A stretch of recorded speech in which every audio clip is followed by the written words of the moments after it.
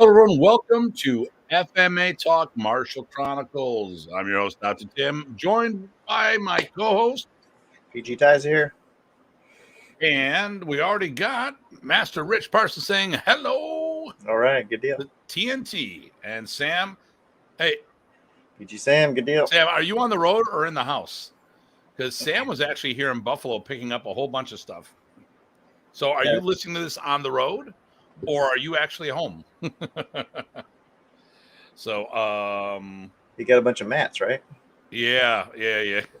Oh my God. He's still on the road. Okay. He was stuck in traffic a few hours ago. So, Ouch. Yeah, huge snowstorm in Ohio. So welcome everybody to what's going on here. I think Ty and I both are in a similar situation, work and all this other stuff going on. I didn't get to prep for the show as much as I'd like to. And I know PG Ty just got home from work. I just got in here from the school. I'm actually going to Orlando and Jacksonville on Wednesday. Nice. Fly home Monday, do the show, and then leave Wednesday for Virginia. Now that show you won't be part of. That'll be Datu's Corner because I will be doing his tour. When you leaving, Ty? Wednesday PM sometime. So we're both leaving Wednesday for Parts Unknown. Well, we know the parts very well. I'm going to Orlando this week. Wait, it's this week you're leaving, right? Right. Whoops. Uh-oh. There we go. Sorry. Okay. And then let me see. And the Kempo Guy Productions.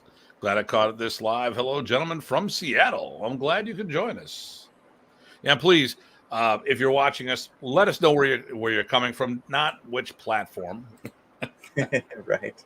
YouTube is the best way to look at us, but what part of the world are you joining in? So today's topic is going to be about the World Modern Arnis Alliance, how it started, when it started, all these fun things. And we really want to encourage viewer participation. This is no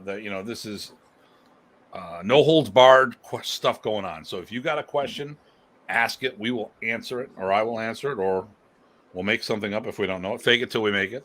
Well, this one I think will be, because of the prep and stuff, it'll actually be the most free form. So this is the perfect time to dive in and join us. Yeah, you wanna throw a wrench in our plans? Well, there's no plans to throw a wrench into, That's so right. That's all good. All right, and what I'm gonna do is I got this set up. Looks like we got someone from Seattle too. I don't know if you saw that. Yeah, that's the Kempo Guy. Good deal. Kempo Guy production. So usually we'll have some people chiming for the Philippines. It is, I don't know what the weather is by you, but it started snowing again today, and it's that sloppy stuff. Well, we had a fire in our town, and it was one of the town buildings that houses. 10 of our snowplows got damaged. Ouch. 3 were taken out permanently. 6 have a lot of work to be done, so we had to borrow a few. We've got a few on order, but who knows when they're going to come in. And it's kind of icky. Technical term, icky. Yep. So a lot of things are going on. I'm letting people know ahead of time. Right now, I will not be returning many things going on for the next 2 weeks. So if you got a question, I'm ignoring you. I'll be doing things from the road. So if you need something from me, there's a limited amount of stuff I could actually do. Due to the fact that, you and I will both be in the same boat. I mean, for the next 2 weeks, we're both on the road. Yep. So let me go over this real quick. I'm going to pull another window up over here on my other screen. You got a rant first, or do we know, or we're going into whatever it is that we're talking about? I just want to talk about what our schedule is. I don't know if I have I always have a rant. It's the same damn rant. I'm boring. All right, so let me get my readers here because they make font smaller these days. Yeah. So right now, next week will be if I'm in good condition, because I'm flying home from Florida that day, and if everything works out right, we'll be doing a Marshall or a Datu's Corner Live. And the topic's going to be what happened in Germany when Professor Praces was diagnosed. I was the only American there at the time. I've read Anderson's book. He interviewed Gabrielle. I don't know where. Well, to me, it reads like a bunch of fiction. I was there. I don't recall any of the stuff that they're talking about. So, don't care where it broke down. But since I happen to be there, I'm going to talk about what actually happened. The week after is February. That's the 31st. So February 7th, we don't have a topic yet, but we'll be doing. You and I will be figuring out something. That'll be your on-road one. I think we're taking Valentine's Day off. Ty? No, I'll be driving, so I will be for sure. Okay, so I might do a live show. All my Valentine's stuff will be done during the weekend. I'm actually doing a show on the 13th. I'll be on FMA discussion about how to get schools going. With Nice. Ace Ramirez out of Jersey. Yeah, I still think we need many more FMA centered schools. Well, and actually, that's part of my rant today. There you go. But part of the rant is actually the show too. So, so then the 21st, President's Day. That's second. That's Tye Botting Part 2. And hello, Mr. Guida. All right. Hey there. And then we're going to talk about on the 28th will be an instructor who hasn't been on the show. They'll be part of the anniversary camp. That's Craig Mason, PG Punong Guro, Craig Mason out of Sudbury, Ontario. We're going to be talking about sparring in Modern Arnis, that it can be done. And we'll talk about how Modern Arnis doesn't spar as a whole. And, I know people are going to sit there and say, well, what about this person? What about that person? Well, here is my rant for the day. Okay, we're going to start with my rant. But before we start with the rant, please do us all a favor. Please, if you like the video, hit that like. Make sure you subscribe to the channel if you haven't already. Hit that notification button. And please feel free to share this video wherever you feel appropriate. Absolutely. Also want to thank our sponsors, which is Vulpes Training Blades, as well as the Modern Arnis University. And our feature event will be the 65th anniversary camp for Modern Arnis this summer, or this May 20th through 22nd. PG Ty and myself will be two of the instructors. PG Mason will be another instructor coming up. Actually, I will give a little bit of bad news. It's not 100% yet. So Tuhan Arlene gets deployed periodically to do things. We'll just say that. And she just told me that the PTK camp is not, the PTK Next Generation event is in one of those time frames where she might not be out. And so I'm officially taking her off the bill, but because I talked to her about this today, we are not filling the spot. The instructors that are here will pick up the slack, but she has an open invitation, which means if she has the time and comes up, she will be teaching. She supports the event. She's got our back. Unfortunately, she has a government job. Or actually anyone these days, work comes first, because work is how you support your family. Family is always first. And I don't fault anyone. We lost Rick Mangalong from the anniversary camp, because things happened in his family that he needs to take care of first. And once again, he's another person who has an open invitation to be at the event. And I'm hoping that things will change on his side and he'll be able to come to the event. I am not filling his spot. It'll give the instructors more time to teach. And if we have any first generation students that show up, I'd like to give a couple of them maybe 10, 15-minute opportunities to do some teaching. So it's that silver lining and all the stuff that we're talking about. But there are open invitations to these people. The other thing is that we have postponed the Can-Am FMA Summit because a lot of our clientele comes from Canada. And right now, well, they're not going to come down for a football game anymore because Buffalo lost in overtime last night, which is, you know what? We saw, if you watch that game, that was a Super Bowl game. If you watched it, that was a Super Bowl performance. That's a game that'll go down in NFL history. And you know what? Whoever will, I'll just say this: the way they were playing, whoever won the the overtime coin toss was going to win the game, and that's exactly what happened. You know, that's why they're trying to change the rules for overtime, at least in the finals, because you know it shouldn't be done on a coin toss. Mhm. Okay, so my rant. It talks about sparring. It talks about a lot of things. Modern Arnis is the art within your art, which means, as a whole, we know there's always exceptions to everything we talk about. But as a whole, people don't take the art very seriously. They take their primary art seriously. They're focusing on their karate, their taekwondo, their kung fu, whatever their school is. Okay. And this is going to be part of why I'm going to tie this right into what the World Modern Arnis Alliance. Why did I form this in the first place? Well, because when the shit hit the fan, everybody else could go back to their primary system. So in 1998, I saw, hey Frank, how you doing? And how's Carl doing? Carl's Nice. doing well too, you know. So,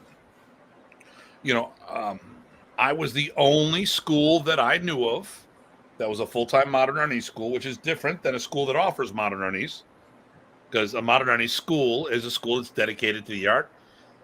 But you can have a martial arts school that offers multiple programs. But what's its primary thing? To my knowledge, I've got the longest running FMA school out there. I remember Rob Calisani came to Buffalo, a business consultant. He was talking about Apollo Adra, who had a huge facility down in Maryland. Sure. And he goes, well, he's got a lot of FMA guys. I go, well, he's got a lot of members. What do you mean? I go, he's a Taekwondo and cardio school with about 20 FMA students. But he had 400 members in the club. So, I mean, and not to say he wasn't and can't teach Filipino martial arts, because we know he can.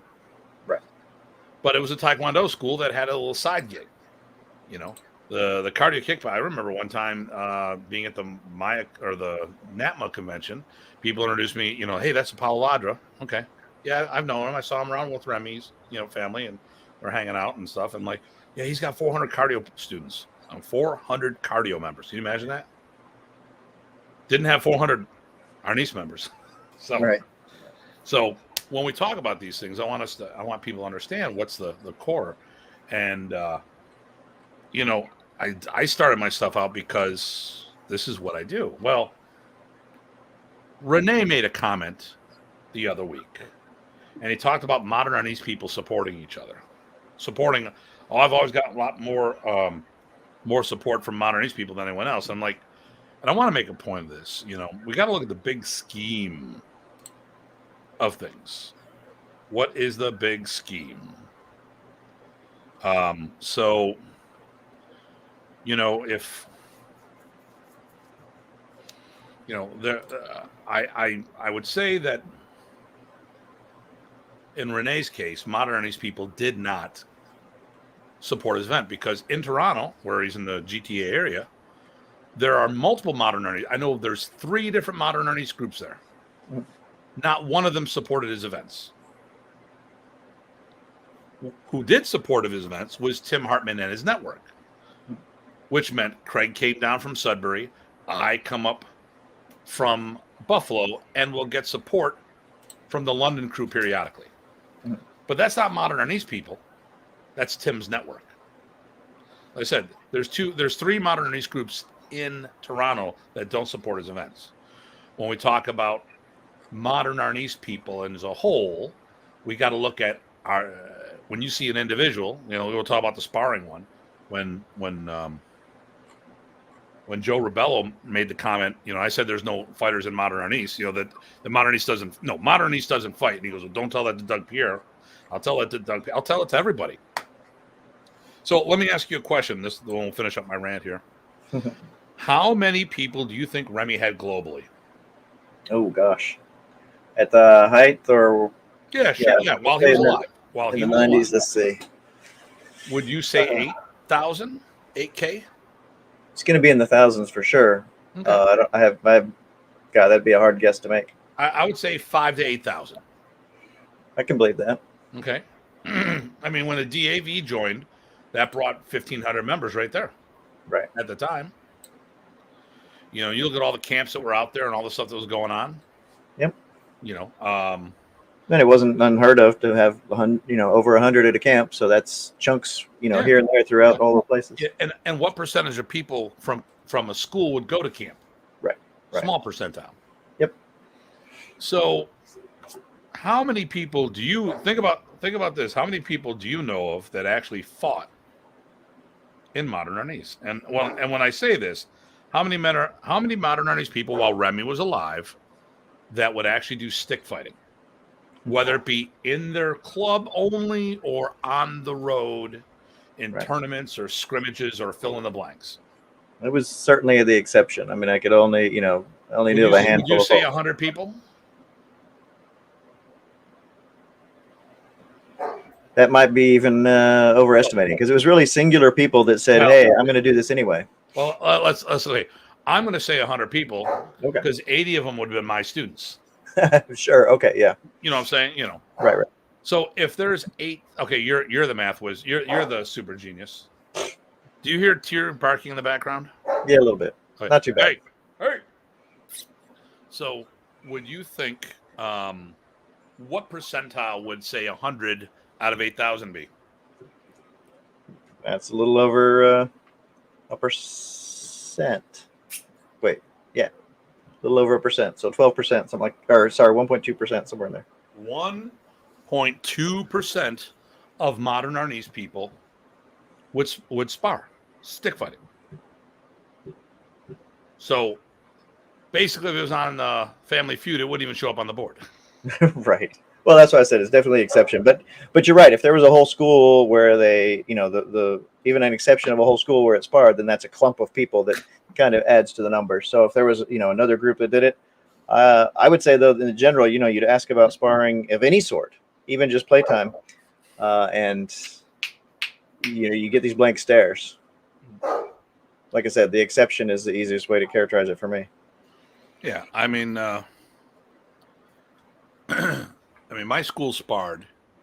We did some sparring tonight. I posted it up on Facebook. It was just the kids, Mm-hmm. And I'm not saying. And here's the thing: I'm not saying they're badass fighters either. Maybe 10% of my people were good. I've got internationally recognized fighters on my team. Mm-hmm. I got world champions on my team, or I've had them over the years. Mm-hmm. But when you talk to people like Ron Browning, who taught Golden Gloves, he goes, "Yeah, maybe 5% of your people fought, and everyone else was white collar people." Now, everyone sparred. It didn't mean they sparred at that level. They just it was a requirement. And as a member of the World Modern Arnis Alliance, and this is the post Remy versus the pre Remy, everybody has to spar for their black belt test. Now, that doesn't mean they sparred on their black belt test, because we have time constraints, but we make sure that there's events prior to that where everyone is out sparring.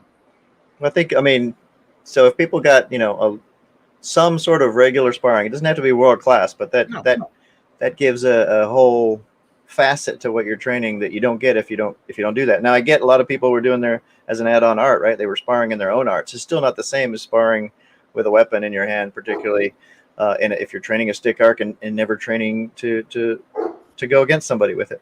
Well, what I'm going to do is quote Rocky on this, because then it's Rocky getting in trouble and not me. And Rocky, if you hear this, well, no, more importantly, it's about giving proper credit to who said it.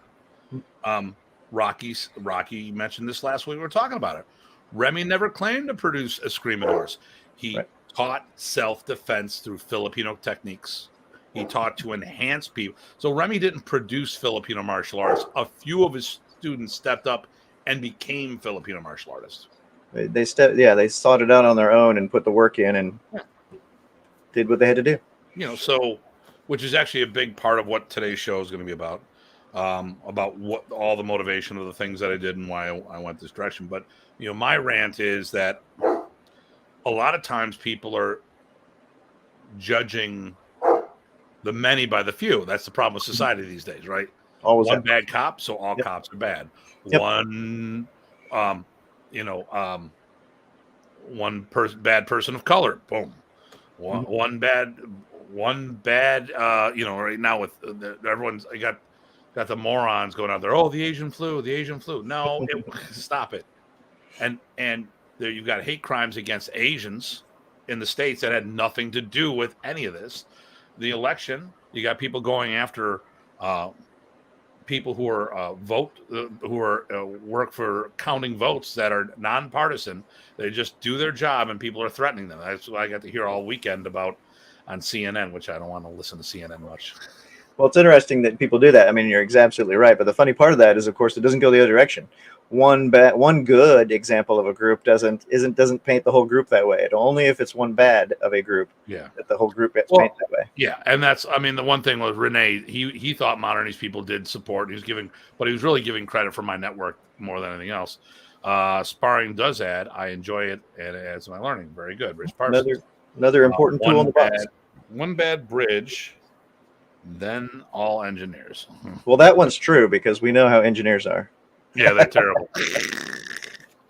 So, that's my kind of a rant, because like a lot of times, well, I mean, we talk about it. Modern Arnis people were working on enhancing themselves through Remy's teaching as a whole. You didn't see them going out did you see anybody down your way going into the FMA community in Modern Arnis? No, in fact, actually, originally early on, I'd be asking about that. And again, I get the blank looks. I didn't even know where to start to delve into that in Texas. I made some inroads on it, but not until I came out here did I make more. Yeah, well, I know, and you're doing a really good job with your fall and spring fling. Help, you're you're being, go back to our show, an influencer. There you go, right. But a leader too, a leader in the community, a leader in the area, because you're leading by example of what we need to do. I mean, I did a forward for Bobby's book today. Oh, nice. Finally got it. That's excellent. And when we talk about the Legends of FMA Tour, the thing we wanted to do is, one, there was a void because a lot of the first gen guys passed away. So we did the Living Legends of FMA, and it was Bobby Tabuada, Michael Haron, Max Palin, and myself, the next generation,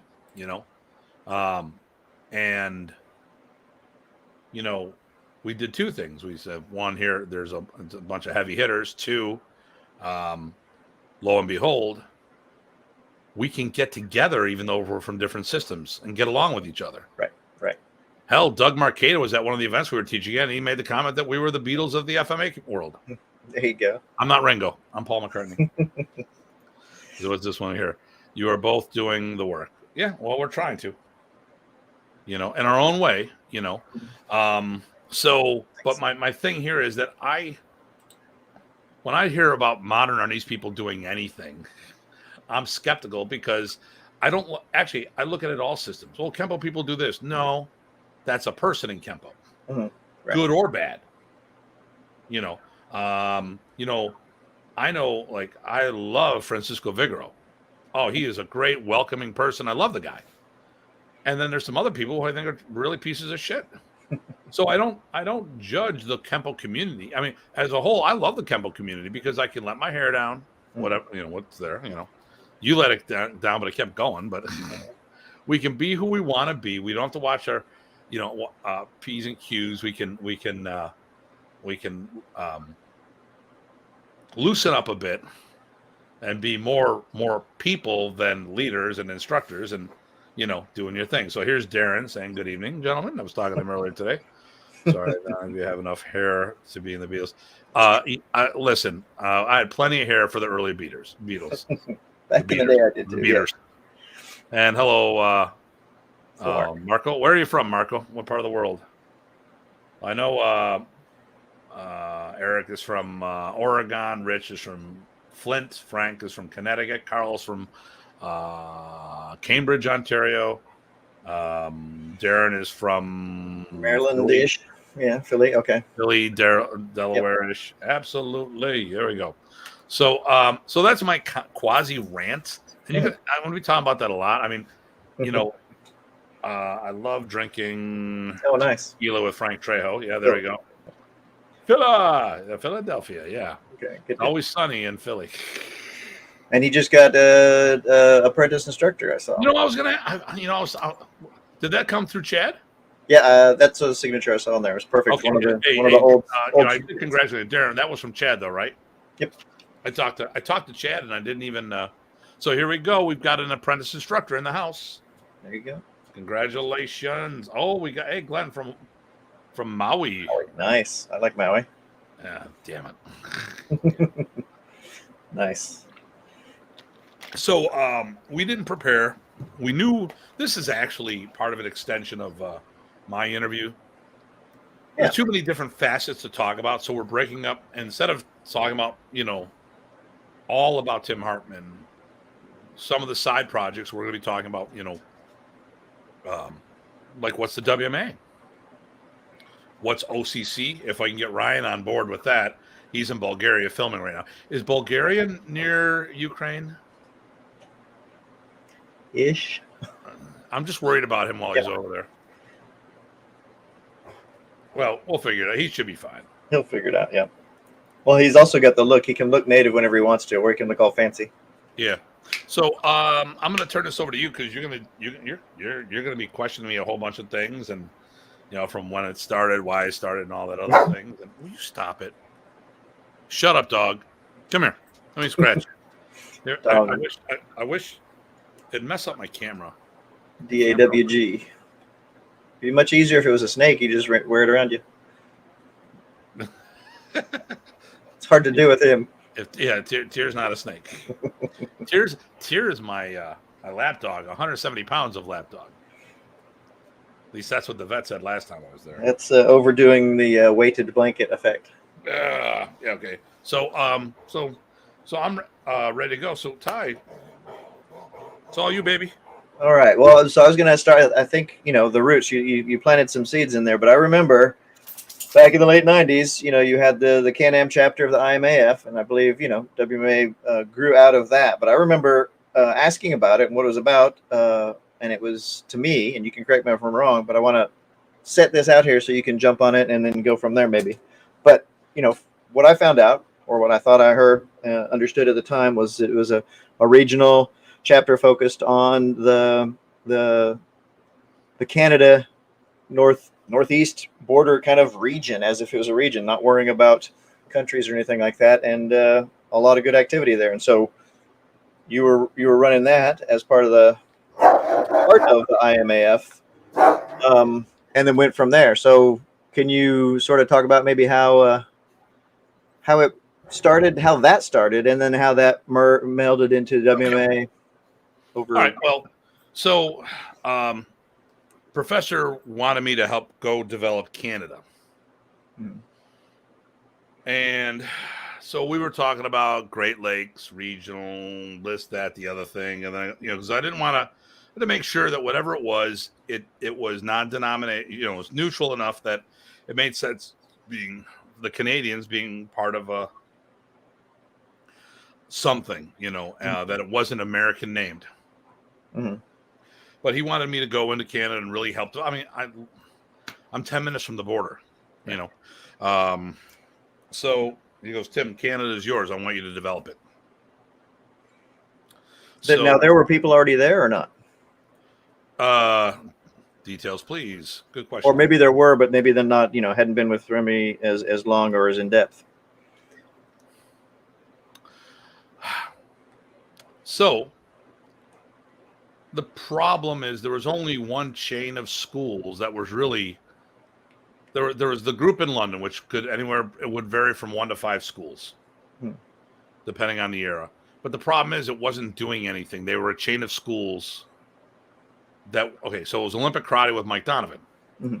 Did a great job of promoting Modern Arnis in London, Ontario, but it never grew from there. And London is in the middle. I mean, it is in between Detroit, or not Detroit. Well, it's in between Detroit and Toronto.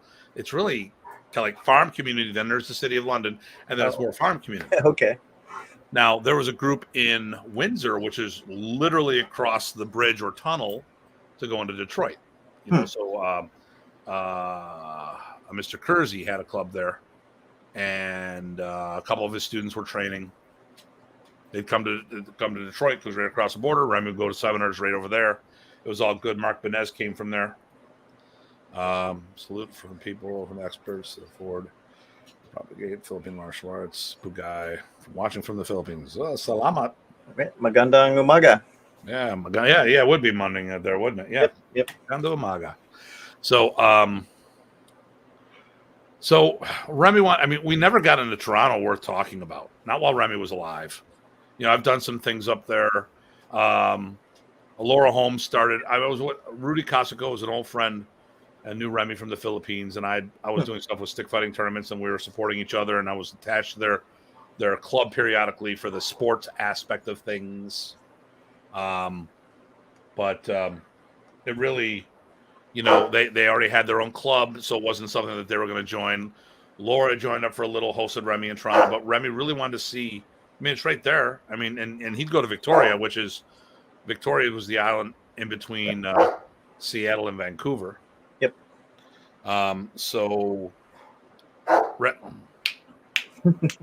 Man, sometimes he's great, and other times he's doing what he's doing. Hey, Janice. Or bring snacks, and I'll give it to him. So it started with me trying to help get more troops going. Here's the other thing too: is at the time, the exchange rate was 50 cents on the dollar. Right. So all of a sudden you have Remy up there.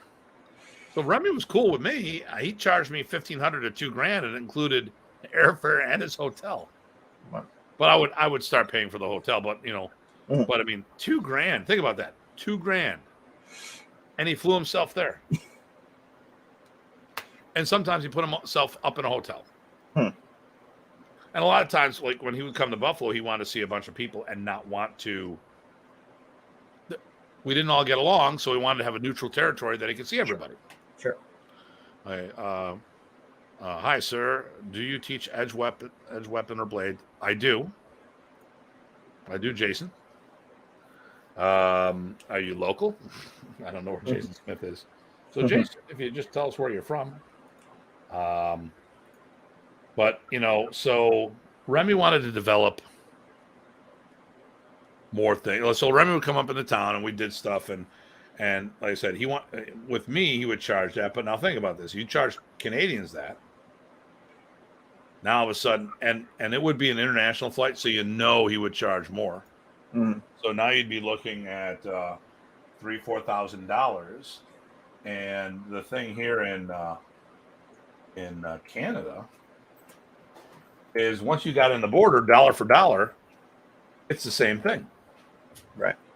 Yeah, they would definitely feel that for sure. So basically it was a seeding almost to get that to jumpstart. Yeah. So I could go in, okay, and Jason Arnold will tell you, George Harris will tell you, on more than one occasions, they hey sir, how you doing? I'm trying to get that. Good to have you stopping by, sir. Professor Hassan is a very talented individual, very blade oriented as well. Was in the city, and now he's up in Binghamton. Great guy. Nice. Or he's always been good to me. Let's put it that way. So Professor would tell people, they say, well, I want to work with you. Well, don't, work with Tim. It's the same, because he's got the material and all this other stuff. Unfortunately, I'm PA. Thanks for taking. Okay. Yeah, not a problem. Actually, you should talk to Darren Breslin, because he's in that area and he works with us. He just got his apprentice instructor. That's right. And then he works with PG Chad down in Maryland-ish, Delaware-ish, depending. But you guys should network together. Definitely. Or hop in on the virtual classes that we do. So, and how about and there you go. There you go. So, Remy wanted me to go into Canada because it's just a lot more economical. It makes more sense. Have me in. Listen, what would have been ideal is Remy does a seminar for you, and I come in 6 months later to tune things up. Because one, people like myself would work harder Because when you have Remy's the freaking rock star. He's Elvis, Mm-hmm. you know. So when you have him in, he's about Then when then you needed someone to follow up that could speak the language, Mm-hmm. you know, and have a structured teaching platform. I mean, I had a full-time school. I mean, Right. well, no, rephrase this. I've been teaching full-time programs since 1986. I had a part-time school since 87. And then I had a full-time school since 2000. So when I was an assistant instructor teaching for John Bryant, I was doing 8-10 classes a week without personal training. Just that's how much I was teaching, you know. So, and then I went up to 20, you know, then I was up to like to 20 hours a week. So I would be a great guy to bring in to another martial arts school, understanding how martial arts schools work and the teaching platforms. I can come in, teach in a structure, and then you've got that. Once a year, Remy comes in. Halfway through the year, I do a refresher or build on it. Remy comes back. You've progressed. Oh wow, you've gotten so much better, and he continues and build off of that. That ideally what should have happened, and not just me. There was other people. Sure. You could have done the same. You know, Chad could have done the same. Kenny and Chuck could have done that. I mean, a whole bunch of us could have done the same thing. Mm-hmm. No, I think that would have been huge for a lot of people. I think they would have taken it a little differently. Yeah. I mean, the thing here, I mean, there's one thing to get wowed by Remy, and another thing to keep it going and be able to put in the work, even if you want to. Maybe you didn't see enough to do that. Maybe you needed some help. So, yeah. So I mean, and I've had that. I you know, I was very good at tuning people up. I mean, after a time, when people started to go for their black belt gradings, even though when they were from other schools, they would come and train with me. I was a finishing school because I had a club. I had a school, right. And I had people from a lot of different places that you would, if you looked at their testing application, there'd be 2 names there. There'd be their instructor and my name on it. You know, and the people who worked with me, you could tell a huge difference. You know, because we had a nomenclature, we had a formula that worked. So this is how Can-Am started, or this is what started Can-Am, which evolved into the WMA. I found old paperwork. I actually wrote down the WMA in '98. So just the whole concept of that. Nice. So as far as why I did it. Because why didn't the Can-Am, you know, whatever. I mean, I was the Can-Am chapter of the IMAF. Obviously, I couldn't keep that going. And people ask me, well, why did I use that? Why in '98 did I write down the World Modern Arnis Alliance when, you know, I'm with Remy? What was the plan? What was going on there? Right. And the thing goes down to what we started off the show with. I was the only. Okay, so there's difference between a full-time Filipino martial arts school and a school that offers Filipino martial arts as one of several programs. Mm-hmm. You go to a Jeet Kune Do school, and you will see a whole bunch of different programs, you know, or you go to an MMA school, you'll get Brazilian Jiu-Jitsu, you get Muay Thai kickboxing, you might get regular boxing, you might get regular kickboxing, you might get judo classes, all separate programs. Right. Okay. But there's still a primary purpose of the school. Right. Yeah. Right. And each program is run by itself. It's not, you know, it's not the art within your art. Right. But, you know, it's a separate thing. Now, and a lot of times there was a lot of schools out there that offered modern Arnis, but they weren't modern Arnis schools. Right. Actually, I don't know of any school besides, I started the Filipino Karate Academy. That was done by John Bryant, my initial Arnis instructor, right, before I went directly with Remy. He started underneath Don Zangi. Don Zangi was the person who brought it to Buffalo, and he did a hybrid program. Now, there's a lot of hybrid programs out there. Sure. So Don had probably, it was like a 50-50 blend of Tracy's Kempo and Modern Arnis. Michael Donovan, another high concentration school, a hybrid school. Another one, Michael Bates, another good well proportioned primary. He was doing Ryukyu Kempo and Modern Arnis, and I would bump into more and more people who had hybrid programs, which is good. It's good, but it's not modern, you know. One of the programs I'm working on now, refining, is my Kempo Screama program. How to blend Arnis for Kempo people, and giving them a credit with the material they already know. So it actually has the Kempo techniques written out and the modern Arnis techniques. And if you have this amount of Kempo techniques with this amount of modern, that gives you this belt in this hybrid system. Okay, so it's kind of almost like the ESL for going that direction. That's so. I mean, I'll go out on a limb. I have to say this is personal preference. Personal preference because of what I love about Modern Arnis. I have to say, I prefer personally the non-hybrid programs. I see the value of them. I see that they suit the bill perfectly for a lot of people. That's what they want. That's totally fine. But I will say that my preference is for separate programs, each committed to a whole art, and then people can make their own stew. And as you know, having been to my school, you know exactly where I'm at on that, because this is exactly what I do. Unfortunately, when you've got someone who's done something, so your approach was different. Mm-hmm. You did modern and your kung fu. You kept it two separate, but you trained them both as standalone programs. Yep. When I learned my Kun Tao and my Sikaran, I trained it that way. But at the end of the day, by the time I got into those styles, there wasn't enough, besides forms, there wasn't enough material worth mentioning that I didn't already have. I mean, I went in as a grandmaster. It's not, and a system. Modern Arnis said if you learned it the right way, if you learned Remy's teachings, which actually I want to talk about Praesis Arnis, because that's kind of what ties into all of this. Well, yeah, I think we'll get that as we go further into WMA, right? Yeah, but there's what Remy did and what Remy taught. I was doing what Remy did, which was everything he taught and more. Right. And what he did as a Filipino martial artist. That was the example of what I did, the model to follow from a physical expression. And to the point, and you and I have talked about this on more than one occasion.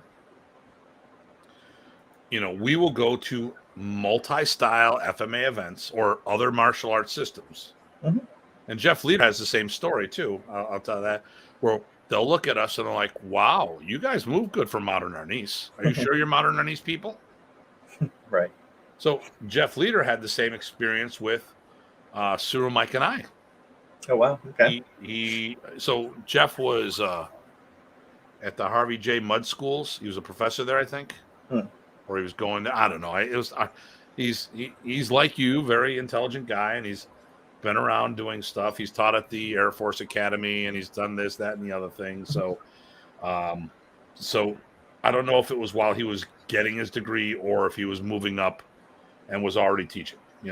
But he was out there in SoCal, NorCal, because he was up in like San Jose area, and he introduced himself and he said, "Oh, I'm Modern Arnis guy." And I go, Right.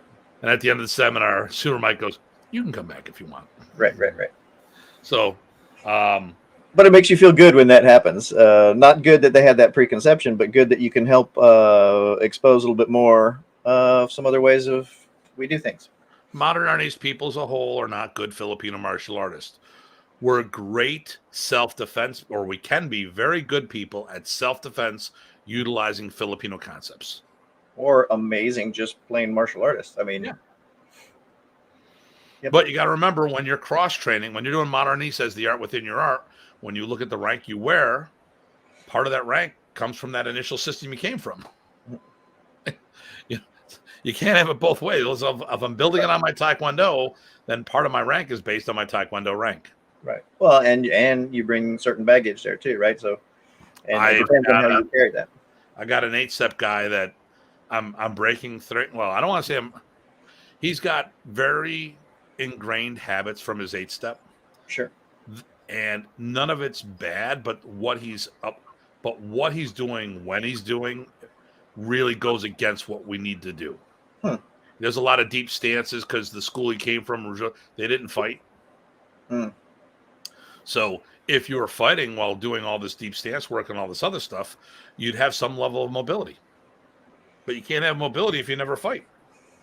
Well, and yeah, I would love to talk to that person just because, I've got the not 8-step, but my stuff comes from Plum Flower. When you're in town, you're going to meet him during the immersion week. Yeah, be good. Maybe I can help. Okay. You mentioned what is the Kempo, American Kempo?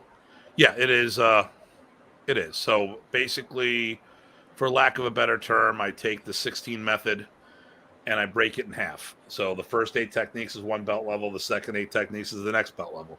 So when you get a black belt in Kempo Screamer, you would not be a black belt in Kempo or Arnis. Or if you're a Kempo person wanting to cross train, say, well, do you have these techniques? Yeah. Okay. We'll learn this handful over here, and that will get you your black belt after you test for it, of course. Right. Because we're building off of a pre-existing program. Sure. I like these programs as gateway programs to get people involved. And I mean, that's the good thing about Modern Arnis. It was a gateway program to get people in the Filipino martial arts. Matter of fact, Remy, we talked about it during the show, influencers. Remy, well, let's think about this. I think Remy was probably the most influential person in Filipino martial arts, and here's the reason why. Okay, and I'm going to say right after that, I'm going to cut this off. Inasano was probably the most influential people of all martial arts because of the breadth of all the styles that he opened up the world to. Okay, because he got people in the Silat, Muay Thai.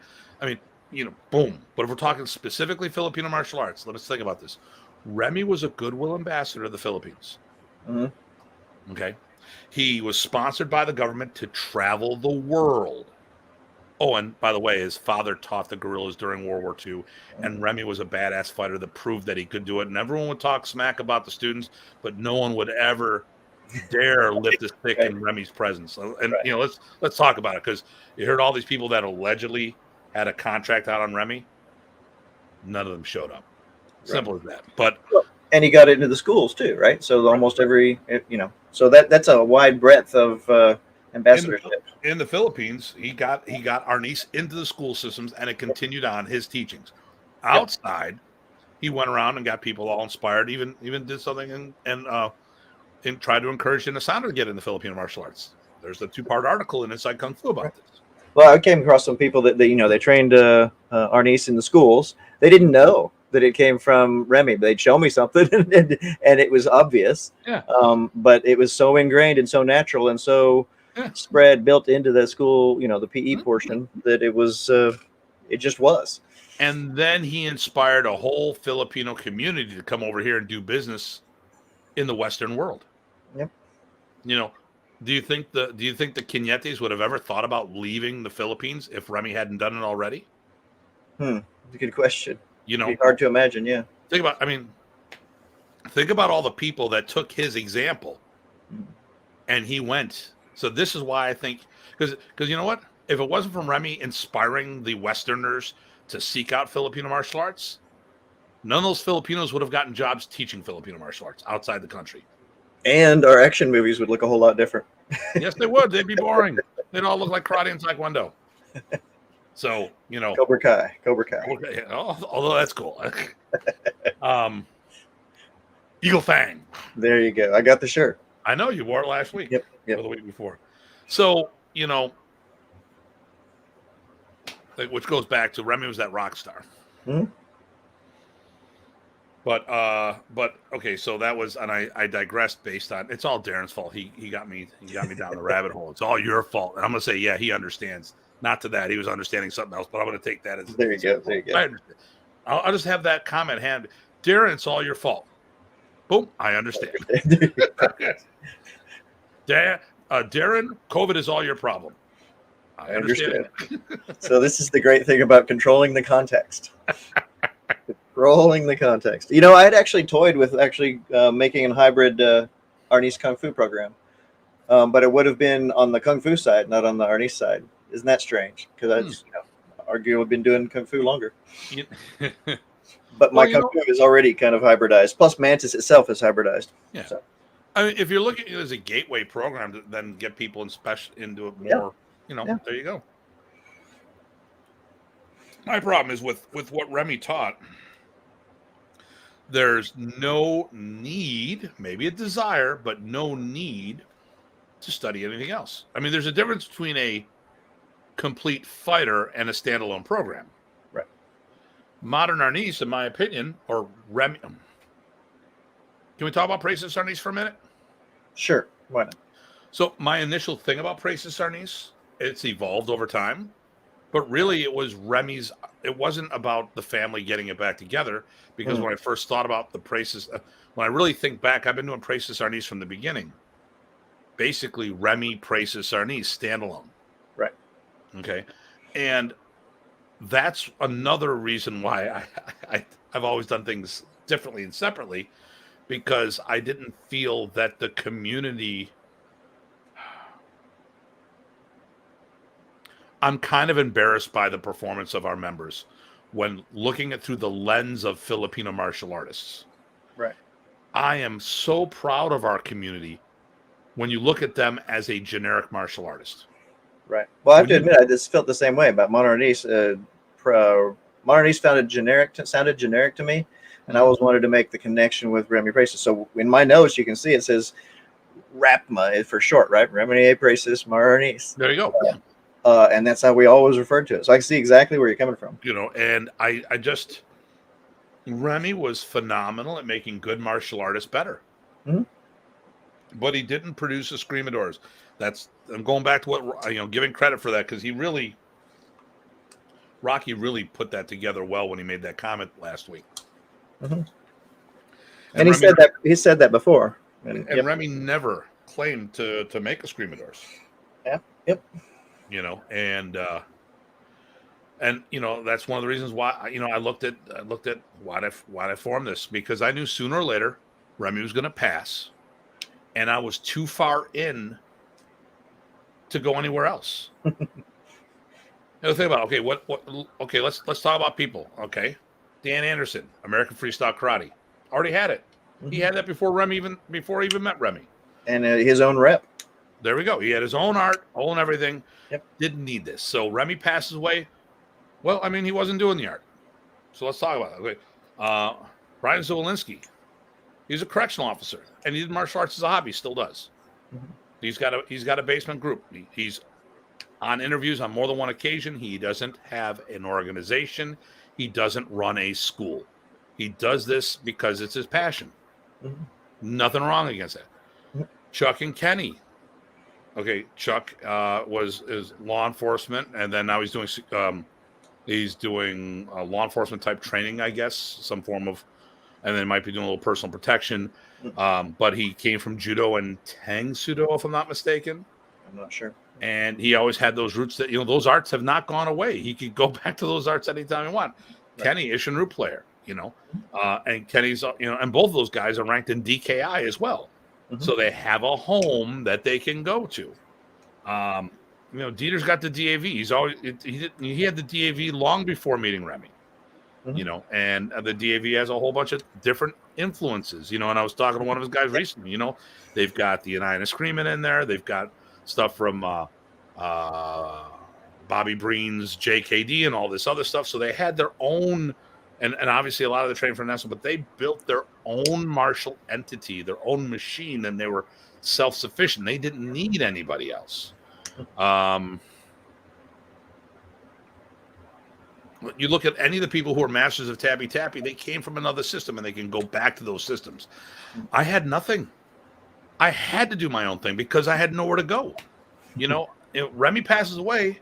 And the thing was, I kept seeing people dying left and right. I mean, I've got a lot of friends in the Kempo community. Man, I mean, look, this is the frustrating thing. You look at Parker's Kempo, it blew up after Ed Parker passed away. Well, because they had schools in it. Then we look at Modern East. Why didn't it go? Because there's only one school of it, Right. and that was mine. Well, it's interesting because the way you described, you're kind of like you're your own.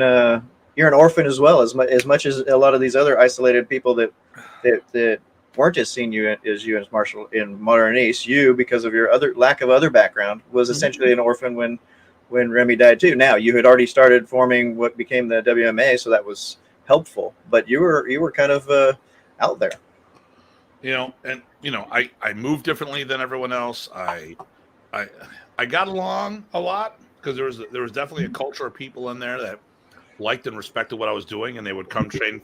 They would make sure that they always check techniques with me, whether it be the forms or disarms or whatnot. I have a lot of apprentice training coming up where people will come in for a couple months before testing, for whether it be local or out of state or out of the country, because I'd have the Canadians come down regularly. Well, and even early on, some people that may have grown apart or in different directions had you brought you in as well. And I remember, that's how I met Frank, because Eric brought me in. Oh, Danielle, this is Carl's lovely daughter. Ah, okay. That's why you and my dad get along. You're nice. You're built different. Not just physically. Hey, how's my niece doing? Nice. How's my grandniece? I really like Carl. You introduced me to Carl at when I came out of being a hermit. I'm sorry about that. No, it was good. We hit it off a lot. We hit it off well. Actually, the three of us were there together.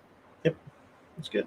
That was when we were doing crazy stuff, going all over the place, and we went 3 cities in one weekend and end up there. Yeah, they're lovely. Oh, that's right. You've got another one. I haven't met the other one yet. COVID keep me from doing all that stuff. So, yeah. So I mean, and since I did the art differently, a lot of times, once again, and someone sent me a photo of my niece. Oh, nice. I'll have to look at it over on the other computer here. Or the monitor. I'm going to have that pop up and while I'm talking to you guys. So if I go, actually, I don't do that. I'm just like, yeah, no, that's not me. I'm heartless. Oh, they're cute. Nice. Are you sure they're yours, Danielle? Love you. See, I say this because they're in Canada. They can't come across the border if they're not going to drop $200 to do that. See, that's one of the reasons why we postponed the event, because they have to get a rapid test. They got a piece. Oh my God! They would have came to watch a football game. They'd have to drop another 200 Canadian just to go back home. Crazy. No, and as far as people, poking at people, we have a full contact sense of humor, and that's because we respect that people are going to handle it well, and we're willing to take it as well. So just to remind everybody who's not as familiar. They're lovely. Sam says sorry. What? I didn't get what the sorry was for. No, they love Uncle Datu. And then she goes, "Hey now." I know what that comment was for. I think Sam was saying sorry to you. You know what? Here we go. I think it's all Darren's fault. There you go. Nice. Like, I'm never going to be on the show again. I'm going to see if I can make this graphic that I can keep there all the time. Well, I mean, I take what I do very seriously, but I don't take myself too seriously. You can't. Yep. And I know I've ruffled a few traditionalist feathers, but you know what? Screw them. Some of these guys are too uptight because they're doing things on an Asian culture based on an Asian culture, and if you are brought up that way, some things do not transplant well.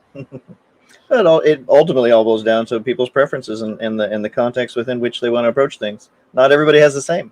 Yeah.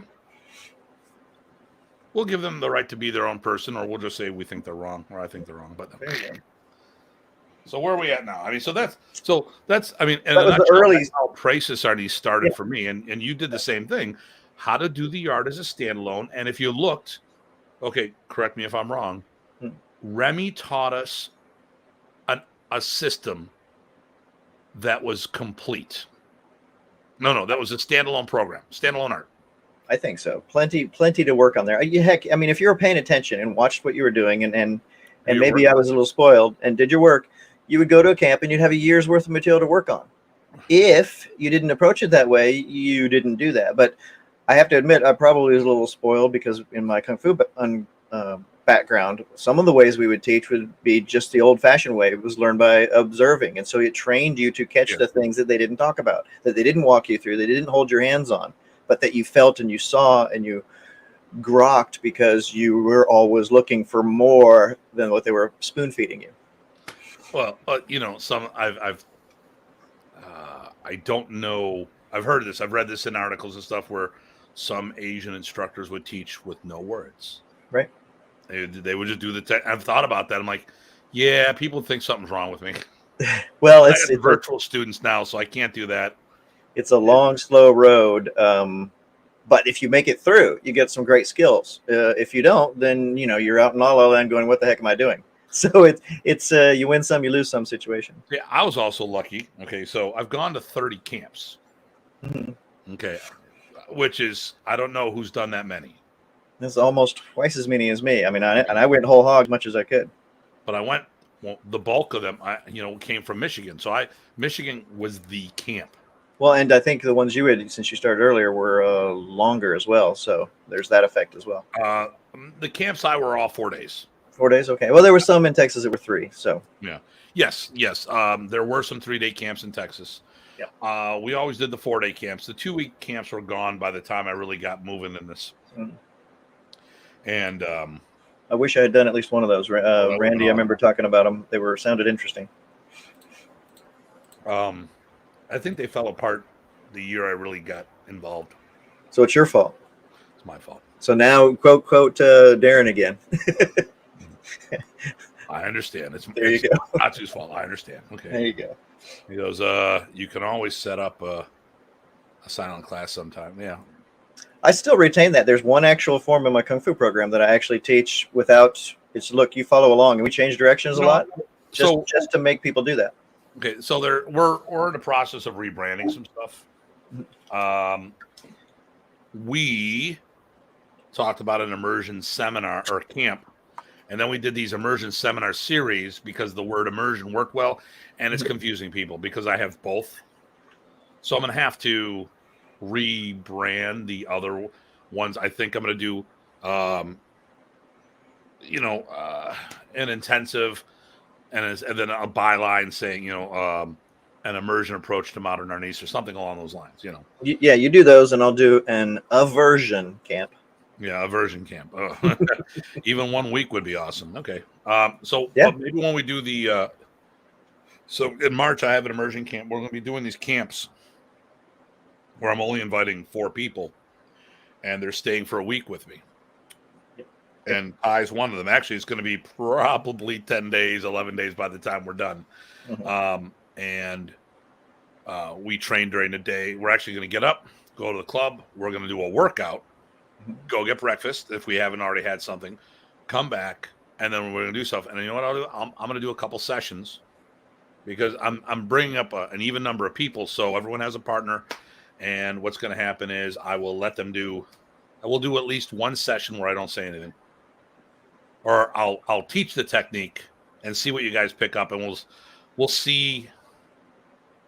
We'll see how much I can do without having to say anything. We won't say it's a session. We'll say, okay, I'm going to do a series of techniques. I'm going to say as little as possible.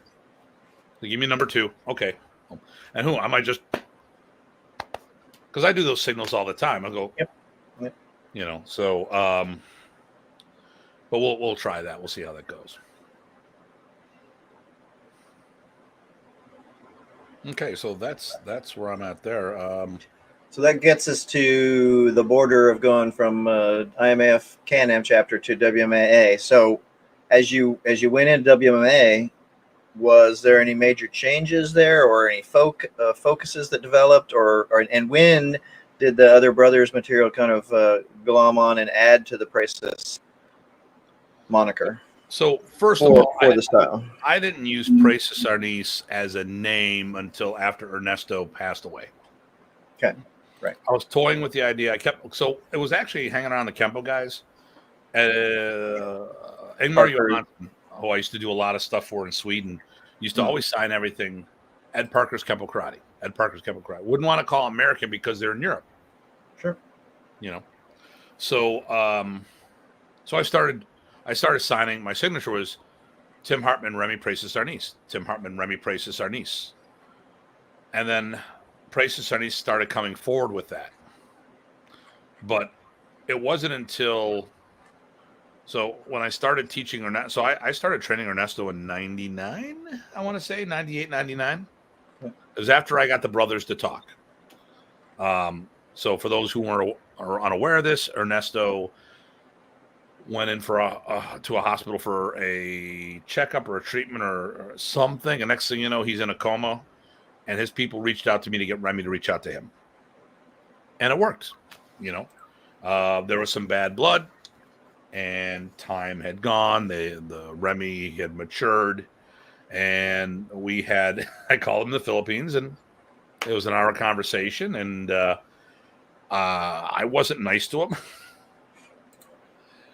I said, there you go. Listen, it's your brother. Yeah, but no buts. It's your damn brother. And of course, I'm a hypocrite. I don't talk to my family, but you know, but I wanted to actually, my goal was to get the rep, and it would have happened. It would have taken me time, but I would have had the brothers do a seminar together. That would have been badass. Yep.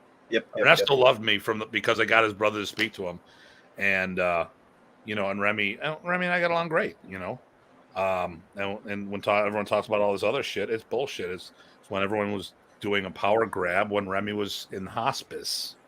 But, you know, he just promoted me to Datu and 6th degree. So why the hell would there be a problem? You know, he wouldn't have done that if he wanted me out, you know, and making a big speech about it, but whatever. So I kept, for years, I've been trying to figure out a way to say you're wrong without saying you're wrong. Because we know, if you're around, we did a show about, well, a heavy part of our shows have been, oh, you could do that. Mm-hmm. And Remy would make that comment, and that was code for us, for those who knew what was going on. The code was, you're doing it wrong. Mm-hmm. And when Remy would sit there and say, well, you could do that, I go, no, stop that. Yeah, right. No. What is it? Well, you could do that. Stop it. You're pissing me off. But you're telling me, every time you say that, you're telling me I'm doing it wrong. Mm-hmm. No, damn, no. Stop. Come on, you just said it to this guy. Well, okay. How do you want me to do it? You go like this, but you can do it that way too. Stop. He was a terrible ball buster. He busted my chops. We were at Jeff Rex. We did a dinner before a seminar, turkey and all this other stuff. And he told me about a president, Mackin Lee, in New York, and from Buffalo. Mackin Lee. I'm like, there's no. He goes, I will bet you $5. Okay. So we're at the dinner table. He said, isn't it true that McKinley was a president? Like, you bastard. That's not how you pronounce it. You said Mackin Lee. He goes, so I gave him the money, and then the whole night he was like this to me. You bastard. He would play that stereotypical language thing. He does. But I love it. Great effect. Yeah. So of course he would but you can do that, Tim. Stop. But he would pull that to get ahead in lines too, right? Oh yeah. Yep. All right, and then Jeremy likes that one. So Remy for $5. That's okay. So, but because we had that all the time, it was always hard for me to say. Because I do believe there's a bunch of techniques, that were wrong. That people were, there's a formula that you follow, and you can innovate off that formula. You innovate from a structure. Mm-hmm. If you just make something up off the top of your head, that's chaos.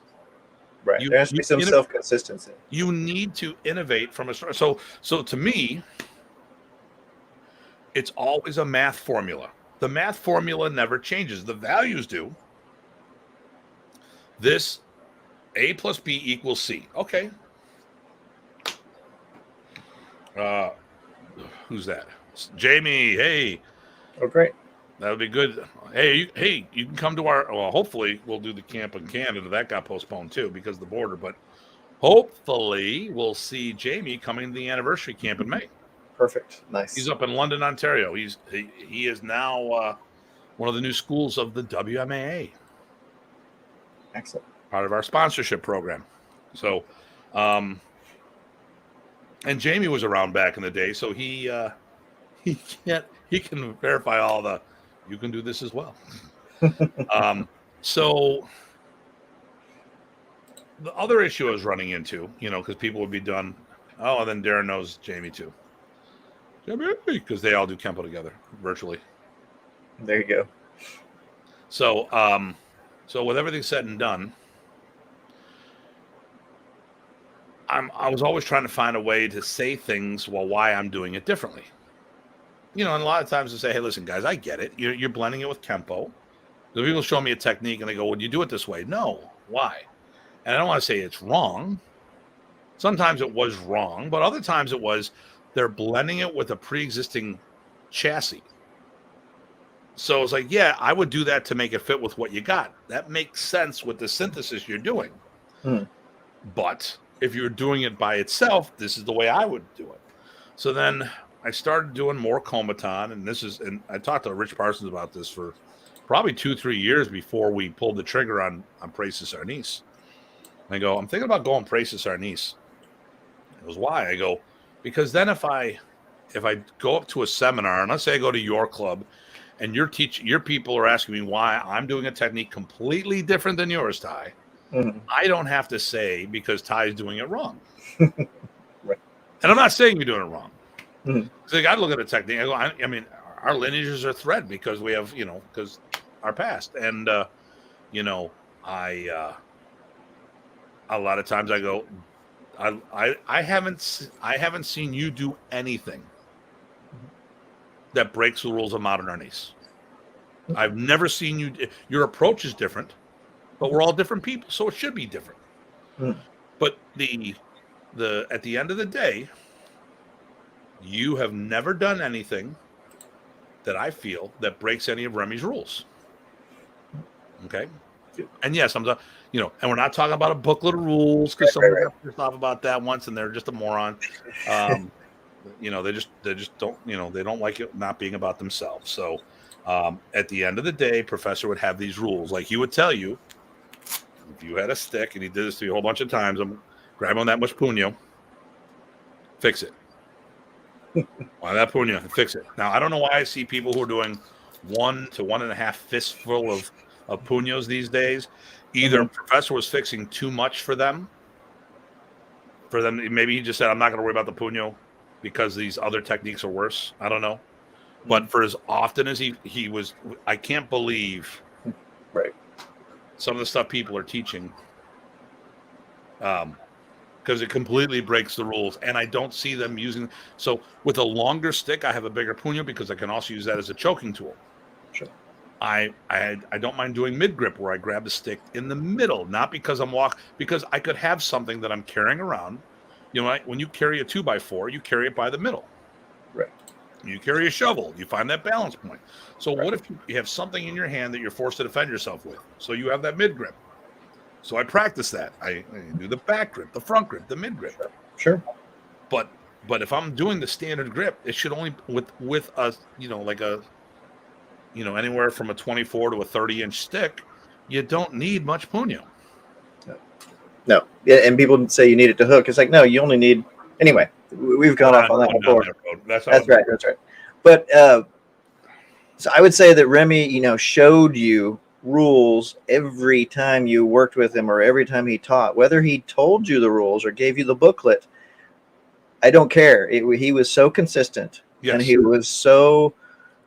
You could see the effects of what he was doing, which is why feeling him and being in person worked so much better. He was showing you his rules from the second he stepped on the floor. So we got into an argument within the last 2 years on the internet with a person about Remy's footwork. So, and this person went out of their way to find footage of Remy doing the angles of attack without stepping. Remy wanted the footwork, period. Now, maybe when this person learned it, Remy wasn't focusing on that. Maybe the person couldn't handle the footwork. Maybe it was above the person's ability to learn. I don't know. I remember we were at the first Houston camp at Rice University. That's where you and I first met. We're supposed to do some footage, and a bunch of us are together. And Remy says, "All right, you guys are going to do the video." Oh, okay. So we're doing the angles of attack, and I'm doing it with my footwork, and we're all just practicing the 12 angles. Okay. Remy walks up and says, he looks at the 4 or 5. It was like 5 or 6 of us. He looks at us, do it Tim's way. Because he wanted the consistency and those particular rules. Kenny Smith was there, and this is relevant because then after Remy walked away, people started arguing about the footwork. And, I don't see eye to eye with Kenny all the time, but I'll give him props on this. Is when they all start arguing the back and forth, and they're like being real whining they're being little bitches about it. Mm-hmm. Kenny goes, this is where Kenny put his big boy pants on and said, if Remy said do it Tim's way, I'm going to do it Tim's way. Mm-hmm. He didn't say he wanted to do it my way. He didn't say he liked my way. He said the boss, the commander-in-chief, said this is the way you're going to do it. Yep. So I went to Remy afterwards and said, I'm not feeling good, blah, blah, blah, and I backed out, and it pissed him off.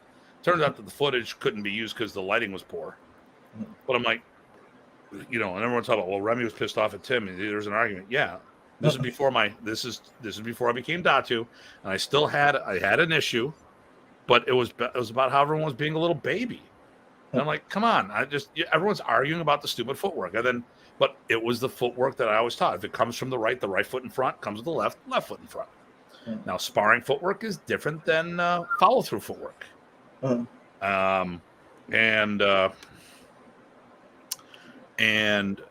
like I said, this person went out of their way to look for this stuff. And it's like, dude, Remy talked about the grip. He talked about the footwork. There's a whole bunch of things that he would do. Okay, let's see. They must not spar. I give no free ground. Then he would like the way Remy taught Toppy and other drills. Oh my God! Well, he would have chased you around the room because you've been backing up left and right. Yep. So much that one of the Mots actually lead the tappy moving backwards. Oh, Sam! Congratulations! Is Allie happy? Good deal. Safely home. Yep. He has 41 mats with him. What do you get? A van? Hey, Chris. He got himself a U-Haul. He has a vehicle. Oh, that was a whole nother story. I can't wait to see how U-Haul is going to make his deal right. So okay. And Miss Caldwell, Miss Beth, how you doing? Hey there. You can't call her Elizabeth. She doesn't like that. But of course, when you read her name on Facebook, it's Elizabeth. So don't fault me if I call you Elizabeth. So I know it's Beth. So eventually, what happened is I started putting more and more. So part of this was so I could say things were different, but then I started putting more of Remy's or Ernesto's teaching in there. And when I was talking to Rich about this, it was. And I was referring to the Super Punyo. Isn't that one of the ranks that GM Pogi was giving out? Super Punyo? Was it? It could be. No, it wasn't. There was a Super Guru, but anyway. Guru. Oh yeah, he's self-appointed Super Guru. That's good. Right. So when we get closer to doing this, I started working on the Praces Arnis idea, because then if someone sits there and says, well, Tim, why do you do it different? Like, well, listen, I'm doing modern, I'm doing Balintawak, I'm doing, so I'm doing modern Arnis, and I went to its roots. What's in the roots of modern Arnis? Balintawak. Okay, we know that. Remy told me that Kuntao and Sikron are part of the art. And like, I'll say it again, my very first, he gave me a lesson in Sikron, and when I went to do my first official lesson in Sikron years later, it was the exact same lesson. Okay. I hung out with Wally J a lot, so I focused more on the small circle. I'm not certified in that, but I do bring a lot of the small circle concepts to the table in the stick application. Actually, I applied the small circle concept to my disarming.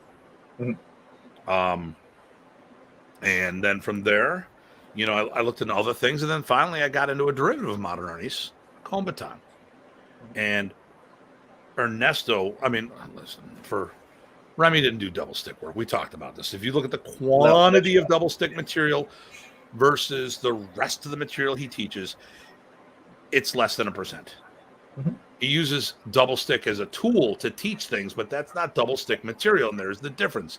Yep. And, you know, if I'm using single Sinwali with 2 sticks to teach you how to do it with 1 stick, is that a double stick material, or is that just using double sticks to teach you how to do the pattern? Right. You know? Or the snakes or anything like that, he would do sometimes a double stick. Oh, yeah. But So to teach, yep. He'd have 2 sticks. He'd feed you right side and feed you left side. Yep. You know, and or feed you double. Yeah. Well, and that one was to get the double hand. You know, go either way or both. Yeah. Yeah. So there's a lot of different things there that Professor did using 2 sticks as a teaching tool. Yep. But that wasn't double stick material. Right. You know, and I'm like, oh, well, you know, where Ernesto had a developed program. Sure. So now my Praeses Arnis took a different direction. And my goal initially was to promote Remy's art. And then I started embracing more of Ernesto's art. And then, in 07, he promoted me to Grandmaster. 09, I brought back 4 students that tested from the range of black belts, was from Lacan Isa all the way up to Lacan Apat, to prove that I could produce a black belt. That was the right follow through, and I think you should get credit for that, because a lot of people get those kinds of things happening and they don't do anything like that. Well, so when I did the Kun Tao, after I became a black belt, I told my instructor, Q Mark, I go, now listen, I travel a lot, and he also is my Seekeron instructor. I go, listen, if I get ranked from these guys on the road, I'm going to accept it on the road, but I don't feel that it has any bearing with you. That I look at that as almost being a separate art. Because my rank in Seekeron is going to come, or Kun Tao is going to come from my teacher, which is you. And he goes, Tim, if the Grandmasters offer you rank, you should take it. But let me tell you something. There's a protocol in Kun Tao. Oh, okay. And the protocol was, when you first joined, Carlita wanted to promote you, Papa wanted to promote you to 5th degree black belt. And I told him no, because you showed up wearing a white belt. Mm-hmm. And when I asked you where your black belt was, you said it was home in Buffalo. And I said, that's the exact same thing I did when I was and that if you would have been promoted to 5th, you probably would have left the art. Yeah. And I go, because you wouldn't have looked at it much. And I go, you're probably right. Now, a goal for me, I would like to be a 5th in both those arts. That's like for more personal development. Mm-hmm. But I really don't care. Like my Balintawak, there's no rank in Balintawak, not the original system. Mm-hmm. I was the one that pressed to get a family lineage diploma done. So, I have it up on the wall that I was a student of Ted Buat. But that's it. There's no rank. You were either the teacher or the student. Well, he was our teacher, and I was one of the students. Right. So I do like, and as a professional instructor, I want all the credentials I can get my hands on. Mm-hmm. I mean, that's just, if there's courses, like I tell our guys in law enforcement, take every damn course you can. Because down the road, you can offer these courses later. They'll hire you as an instructor to do this, that, or the other thing, Just like degrees, right? Certifications and degrees are foots in the door. You still have to bring the material, but that can open a door. Remy's name opened so many doors for me. Yep. But I was the one that had to make myself welcome. Yep. I either made it or broke it. Right. Yep. So that's a little about how Praeses started. And then the year that Ernesto died in 2011, just before 2012. In 2012, it was like December of 2011. Mm-hmm. And then 2012, we officially went under the banner of Praeses Arnis. Because what I wanted to do is all together. Now, I still teach modern. I don't turn my back on modern. I have a separate curriculum in modern. So in the World Modern Arnis Alliance, we offer modern, Komaton, Balintawak, all 3 as separate programs. Mm-hmm. Although the Balintawak, I do more of a modular graduation. It's not and the same with our Panantukan. It's more of a, hey, what I did in this. Uh-oh. Hey. There you go. Magandang gabi, Maria. Magandang gabi, yeah. So that's CA is Canada. Yep. CA. Canadionia. You know how they came up with the country's name, right? CA. What? So Canada. You know how they came up with their name? Well, what I just said. CA. Yep. A bunch of letters in a hat, and they said whatever they pull out, that's going to spell the country. CANADA, Canada. Yeah. Nice. Nice. So, but I mean, that's how the Praesis Arnis evolved, and it's still going places. I mean, we're getting more and more stuff. So right now, the focal point to get your black belt is on the Remy portion of things, and then post black belt we go more into Ernesto, as well as the root arts of Balintwa, Kuntao, Sikran, and Maria loved that one. Nice.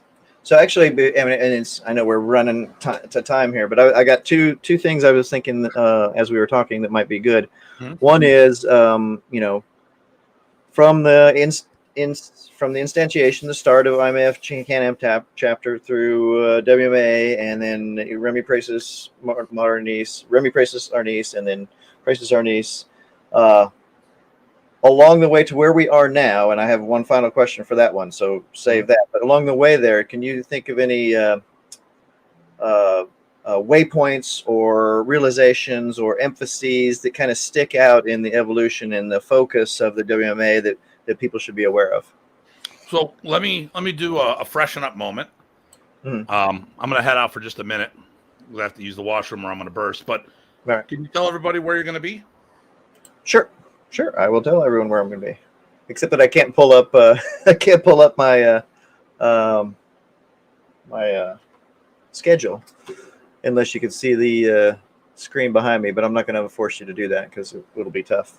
But just to be aware, I'll be heading on the road, so we don't have to do this at the end. I'll be heading on the road to Texas starting in 2 days, and then for almost a week I'll be in Houston, doing a lot of Kung Fu and a little bit of Arnis and training with my original teacher there and training his students. And actually he wants me to test, so we'll see how that goes. Right after that, the next weekend, which is the weekend of the 5th and 6th or something like that, I'll be teaching modern Praesis Arnis in Lufkin, Texas, Saturday, and then Plano, Texas on Sunday. Then I will go up and review with my top Arnis student in Stephenville during the week, the later half of the week. And then we will go down, and both of us are on the teaching billet for the elite retreat that Hanshi Raymond Montoya holds every year in Bryan, Texas this year. So it's a full 2 weeks, 2.5 weeks, and then I'll be back here. But that covers that, and then we don't have to go through all that at the end. There you go. Okay, so yeah, we do things on the fly because you never know when my bladder's going to give up. There you go. Well, you're getting old. I'm getting old. I can say that because you're a month or two older than me. Yeah. It's not a contest. I'm still not the oldest guy in the room all the time, so that's okay. This is true. Yep. Okay, so let's re-ask that last question. Yeah, so so we got, like I said, we started out with IMF Can-Am chapter. We talked about how that went into WMA. We talked about, thinking about Modern Arnis as an art and, associating with Remy's name, and then developing into Praesis Arnis and what influences were there. But as we go to where we are now, getting to where we are now, is there any waypoints or things that people should know or realizations or emphases that would stand out that you'd like to see, have people know were part of the process, or important emphases that still remain? Any high points like that? Well, if I'm understanding it, like one of the things we like to focus on is we like to be fighters. And not saying that we're badass fighters, because that's not, I mean, sometimes we're ass, sometimes we're bad, sometimes we're both. I think the fact of the matter is that we actually fight. We don't do a drill.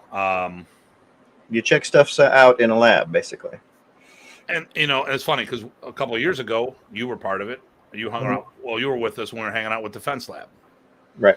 And the funny thing was, I was listening to Mr. Norman tell me all about what he's doing. I'm like, oh my God, that's me to a T. It's like, this is my laboratory to work on. So this is defense. I'm like, I've always talked about that. My school has always been like, it's my I'm the mad scientist, and the HMA was the laboratory. where I do stuff. So it's like I'm constantly working on different things. People always sit there and say, why do you keep changing stuff? Well, I'll tell you what. Okay, I'm going to relate this to Parker's Kempo. So I'm going to compare myself to someone, not that I put myself at his level, because people sometimes misunderstand. They're not hearing what I'm saying. Right. But I was in a similar situation. So let's look at Ed Parker, a legend in martial arts, which I don't consider myself a legend. I can sometimes be a legendary ass, but I don't consider myself at that level. Ed Parker trained from the Asians, as he learned from the Asians. I learned from the Asians. Ed Parker had to deal with some language barriers. I had to deal with some language barriers. He dealt with people that didn't have a written curriculum. Ditto. He had to synthesize everything he learned together to put it up in his own structure so he could teach it to others. I've done the same. He kept evolving the art until he died. I'm still here. Now, it's funny because some of the Parker people I've talked to, they're like, why do you keep changing? So I go, do you even know anything about the art you do? Right. I go, do you listen to the stories that you tell people? Right. What? Ed Parker kept changing things. Yeah. So what do you expect me to do? It's a living, breathing art. And what do you always say if you're not doing the work? No, if you're not living or if you're not learning. No, if you're not learning, you're dying. Yeah.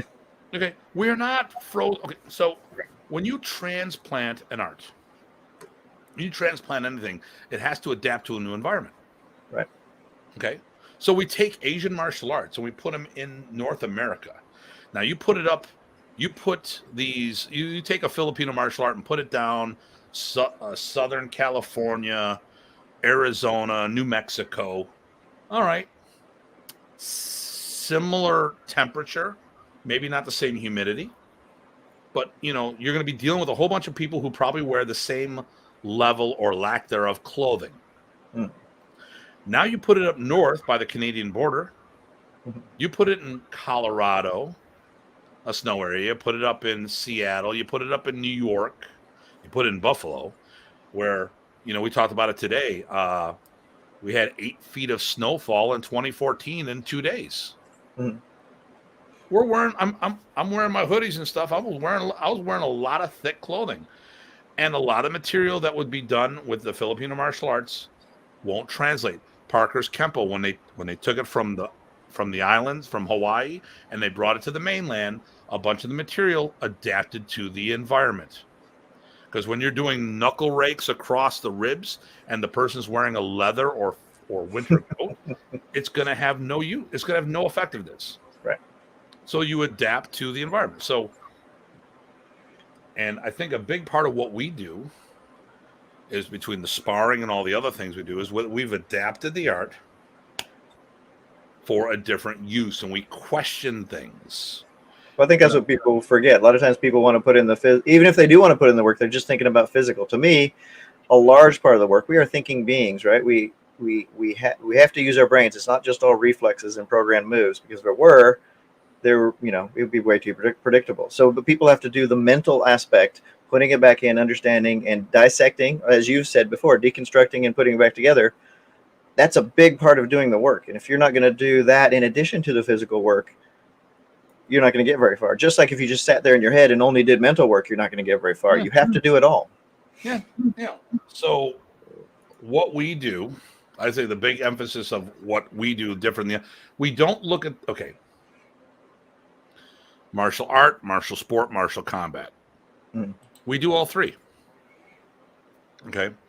I don't look at this as a historical piece of material. And actually, what I think a lot of times, most Filipino martial arts are taught from a historical point of view. I think most FMA that I see, no one is addressing common day attacks. I mean, when we're doing sword versus sword, well, it could be a machete. Well, and how often do you see machete attacks where both players are skilled? Right. Come on, let's be serious here. I would say that was sort of a defining feature of most traditional martial arts, are that they are just that, like you said, focused on preserving the material. And that's a great goal, but there's a context to things, and that is fighting and applicability. And you know, I will say this: they will pressure. Oh my God, they will train their stuff hard. Mm-hmm. You know that when they actually swing at each other, it's going to work, but it's working in a context that is unrealistic. Mm. So here's one of the things I'm going to be a jerk now. I love the Dog Brother people. There's a lot of people there I just absolutely adore. I think they're great people. They get us, which not many people get us. But they're good peeps. And some of the people, I give them a pass on some things because they don't understand certain things that are being said when people are talking to them. And I don't want to be a total jerk on things, believe it or not. So there's a difference between context and contact. So I don't think people really looked at the Dog Brothers advertising properly. So they would constantly talk about that this is real contact. Right. It is. But it's not real context. So a lot of MMA people, I get the same thing. Oh, about Brazilian Jiu-Jitsu, it's real. Muay Thai kickboxing, it's real. Boxing, it's real. I go, right, it's real contact. Right. But you know what you're not dealing with in the ring? Me with this. Right. Okay. You're not grappling me when I have this. And when I don't have this, I have these. And when I don't have those, these go into sockets really, really good. I am a street grappler. So Jerry DeSano was the latest of my BJJ instructors. Latest as in, like, I studied with a few people over the years, but Jerry's the guy who's really done the most of my training. Great guy, but he's in Canada. He's a school teacher, border, all this nonsense. You know, when I'm able to train with him, he's teaching school. And the last 2 years, no one's been doing any border training travel. So I love Jerry. He's great, you know. And he understands where I'm coming from, including when I go to, he knows he needs to watch me because when I'm grappling, I'm looking at winning. Right. And the thing that I'm not worried about are rules. Right. Because I'm not doing it I'm doing it for the street, not for the ring. So evidently, heel hooks are frowned upon. Depends on who you ask. To me, I think they're great. Snap. Yep. Crackle, pop. So I love heel hooks. I think they're awesome. Yeah, he doesn't like that. So I get it, I guess. So, but I mean, when people talk about stuff, and I think we see that in a lot of, I will say this, you know what? When you look at Brazilian Jiu-Jitsu, it's real contact. When you look at Muay Thai, kickboxing, or MMA as a whole, real contact. But the context is all wrong. I mean, we're fighting in a ring with a set of rules. I only have one rule: make it home to my family. You know, and that rule supersedes everything, which means I'm gonna fish hook you, I'm gonna thumb you in the eye. I have bitten people in the street because they're getting choked out. I've done groin kicks galore before I hung out with Kempo people. So I don't want the Kempo guys trying to take credit for that. There you go. You know, and long before I watched Master Ken. But the thing here is that a lot of times people, I think as Filipino martial artists, we don't get it at times.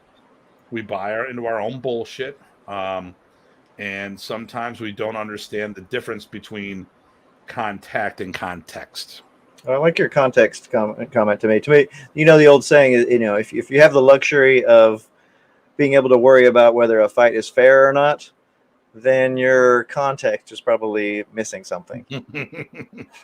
So And I think the problem in most FMA, and I think one good thing about what we're doing is we look at something, we can appreciate the historical point of view and the training. I mean, Sure. I love my Balint walk. Absolutely love my Balint walk. And doing Balint walk would definitely help my street combativeness because of strategy, timing, and distancing. Mm-hmm. Now, all attributes are super important. But I don't think I would use my Filipino. I mean, listen, you know what? Remy's angles of attack are more than enough. Mm-hmm. And the Balint walk is geared for another trained opponent. It's unrealistic to do that. Listen, other than the angles of attack, you know, there you go. It's fair. I fight full contact, not full contact. There we go.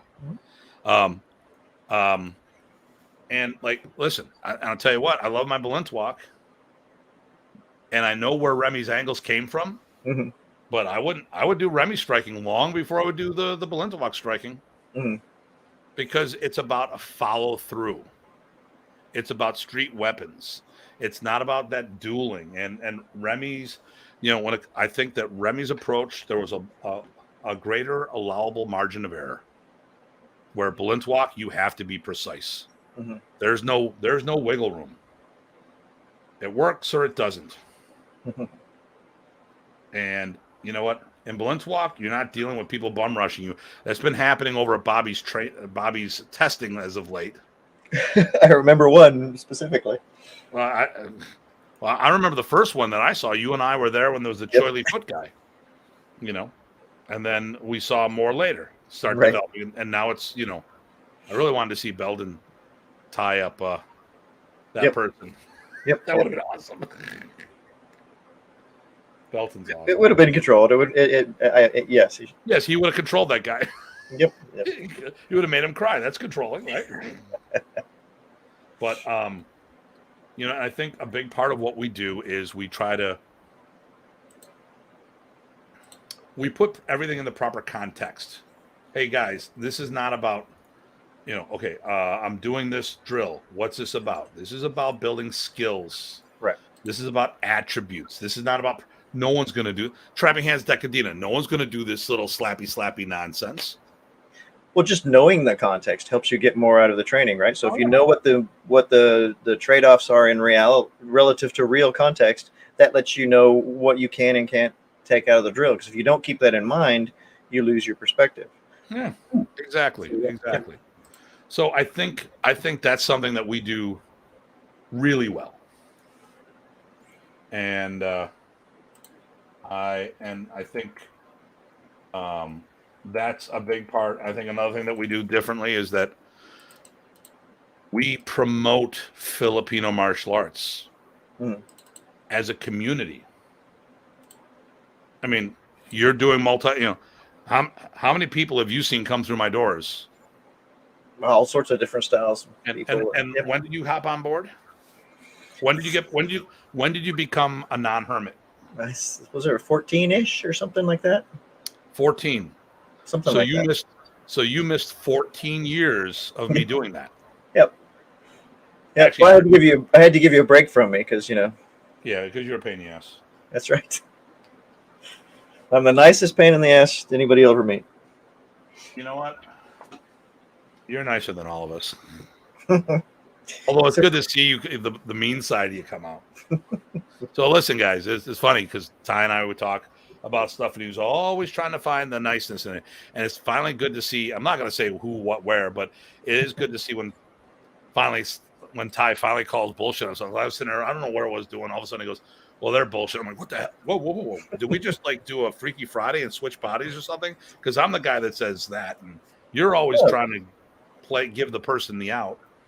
Play the devil's advocate. But no, so the other thing is right, you there's a difference between being blunt and being mean. Which am I? Right? So which one am I again? Depends on the day. Depends on the day. I'd like to think I don't think you're mean. I'm generally trying to be blunt so there's no misunderstanding, but right. Maybe I'm wrong. No, yeah, I don't. Just too thin skinned because they're just little mama's boys. I don't think you're mean. Sometimes you're colorful. Yeah. No, I'm pretty putty. There you go. That's right. That's why I had to do the blue background so my hair doesn't disappear. I remember I was at Brock's and we did a photo, and it was right beneath the light. It literally looked like I was bald. Right. Yeah, you wouldn't want that. No, I wouldn't want to look like someone like that. Oh my God. That's right. Exactly. Carl and I would have to talk to you, and GM Bobby. Yeah. So I had one other question, is sort of the end. What is, if you're ready for it? Yeah. So, what would you say is the driving purpose, driving goal, driving need for the WMA? So, if I was going to say the goal, the driving goal, right now, okay, the goals have changed differently over the years. Before, I'll say COVID accelerated certain things, but it wasn't why things happened. Okay. So this will be blunt. All right. So, the driving goal is to promote Remy's art. As much as I am not a fan of Mr. Anderson's book, and one of the things that really annoys the hell out of me, part of it was good, but part of it was bad. And the thing I really have a problem with is that he included Remy's will. I think that was tasteless. You could have put in things like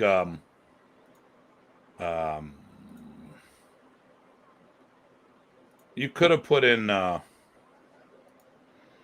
martial arts section. Like if you look at the martial section of Remy's will, which has been put out there, it's very interesting to see that Remy's children were not included in the martial portion of the will, nor were none of Remy's family was designated to inherit the family art. That was to the students, not to the family, which hugely breaks from the concept of my family should inherit what I'm doing. If they did the work, it'd be easy. Exactly, which they didn't because they weren't involved. Was I being blunt again? Well, yeah, but I mean, Remy wouldn't tell someone to get involved if they were already, right? So that goes another thing there too, but that's another, But at the end of the day, Remy's kids were here for 20 years and they weren't doing the art. They went back, and when Junior and the family were doing stuff, they were doing DOS. They were doing the Gut Arnis systems. They went back. They had Ernesto teach them, or Roberto or Rodell teach them, and they come out and stuff. So when I hear people say it's the new modern Arnis, there is no new modern Arnis. It's modern Arnis, and they weren't doing their father's system. Okay, so. And just to caveat again, I mean, I think you and I agree. We've talked about this before. We like what Rodell does, but it's not what we're talking about. It's a derivative. It's different. Right.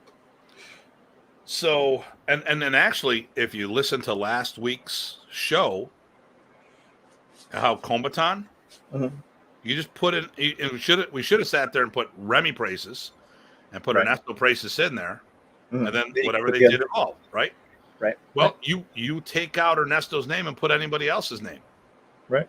That's Rodell. That's all the guys in the Philippines. They did their own thing because they missed 26 years of evolution. And whether they evolved on their own or Remy, this is what they did, and Remy moved away from them material wise, it still ended up the same deal, Right.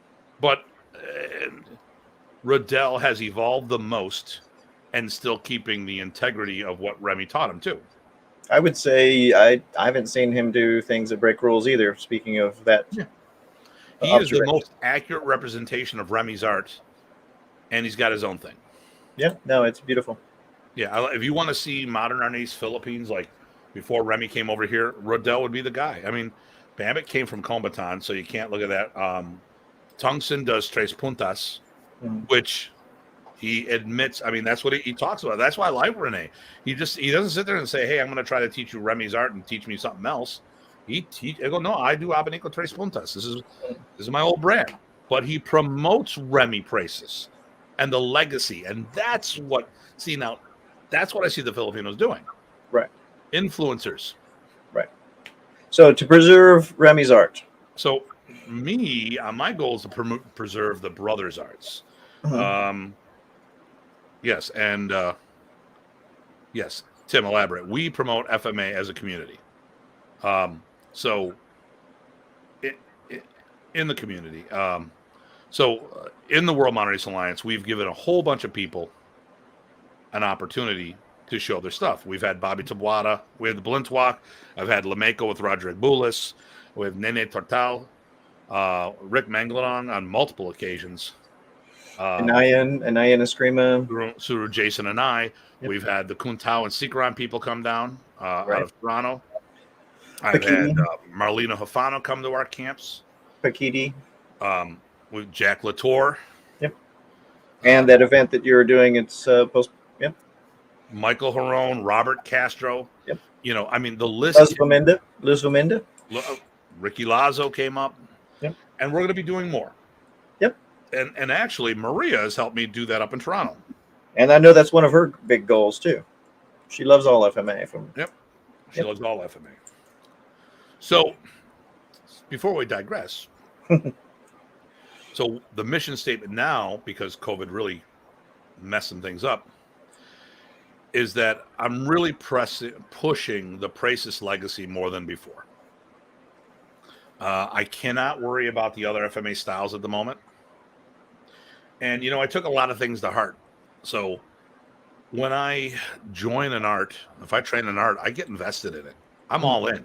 Mm-hmm. So I was worrying about the Kuntao and Sikran legacy. I was worrying about the Blintwalk legacy. Mm-hmm. Those arts are big enough on their own. They don't need my help to spread. I mean, you got phenomenal people. Now I'm still going to help spread those arts, mm-hmm. And I will, but I don't need to be the driving force. Well, and support them, right? Yes, because there's several that you go. Yeah. So my Astig program of Blintwalk takes Ted Buat's approach, which was really Anshan's approach of teaching, the ungrouped, and I blend it with the grouping methodology and do a hybrid training program. And I can show aspects. There's a lot of things I feel because of the grouping methodology, there's certain aspects that are not emphasized on that side because they're going too fast and furious. A lot of times they're in a lot of reference points, but the way they got there didn't make sense to get them there. Right. I think one of the things we noticed too, and maybe you can correct me if I'm saying it differently. I think the teaching methods of both of those kinds of ways of looking at it actually can help the other. So when you're actually using good parts from both of them, it's a win-win. Yeah, and I tell you what, I'm doing the group. So Ty and I, we've done the tappy together. But when we started doing the grouping together, it helped our tappy as far as it helped us get in sync with each other. So I appreciate both halves of the, you got the yin and yang, you got to put them all together. That's right. And Anshan didn't create the groupings. That was Villiuson. Oh shit, I got to call Villiuson because I'm going to Florida Wednesday. Oh yes, absolutely. And if you see him, say hi. I will do that. Yeah. So I got to remember that. We had a good time with him at Bobby's. Oh, he's a great guy. He's a great guy. And he likes me, which I have no accounting of taste there. But hey, whatever. if he likes me, what the hell? I'm gonna let him. So a big part now is I looked at things differently. I'm going like, hey, listen, we don't need to worry about being the driving force in these other systems that I do. But being part of the people to help move it forward is one thing. There's a whole other story. Mm-hmm. I don't need to be a driving force in Blintwalk. And now I don't need to be in Kuntao and Sikran. Although, like I said, I want to help it. I want to move it forward. But sure. At the same token, I'm going to do me because Modern Arnis needs me, not Blintwalk. And to be honest, you're most vested in Modern Arnis, and that's okay. I can do. Why would I turn? I can do Blintwalk without doing Modern Arnis. Mm-hmm. But why would I turn my back on an art that's got so much good teaching concepts in there that could help everything else? So and you arguably got the most out of. Yeah. my goal is to bring out the balloon. What I went in when I first met with Ted Buat, the thing I told him, I goes, listen, I want to do Balintawak concepts because I want to bring the concepts out of modern that's there. He goes, Tim, I can't teach you concepts. I can teach you the art. Right. So I learned the art. He taught me the entire art. Or he didn't teach me a portion of the art. He taught me the whole thing. And there's not a lot to Balintawak. It's in akin to an art like a program like boxing, where it's besides the angles of attack and the corresponding blocks and stuff like that, it's probably only about 40, 50 moves. But it takes a lifetime to master that. Sure. Bobby tells you he can teach you all of his Balintawak in a year. Hell, I've seen some people in his program become FQI in a year. But I mean, that's all in. Right. That's all in. That's all you're doing. Yeah, and he doesn't sacrifice quality. Don't let anybody get the wrong idea. He doesn't sacrifice quality when he does that. No, because it's not a. We go back to the beginning. Modern Arnis is a standalone program. Would you say that? Yes. Now, do you think Balintawak is? For what it's trying to do, I'd say yes. For what I want out of a FMA, I would say no. Does that make sense?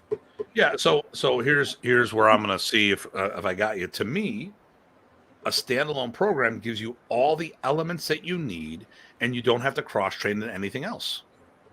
So Balintawak doesn't give me punching and kicking. It doesn't give me locking and throwing. It doesn't give me any of those things. It gives me weapon training. But and I've seen people try to, look, here it is.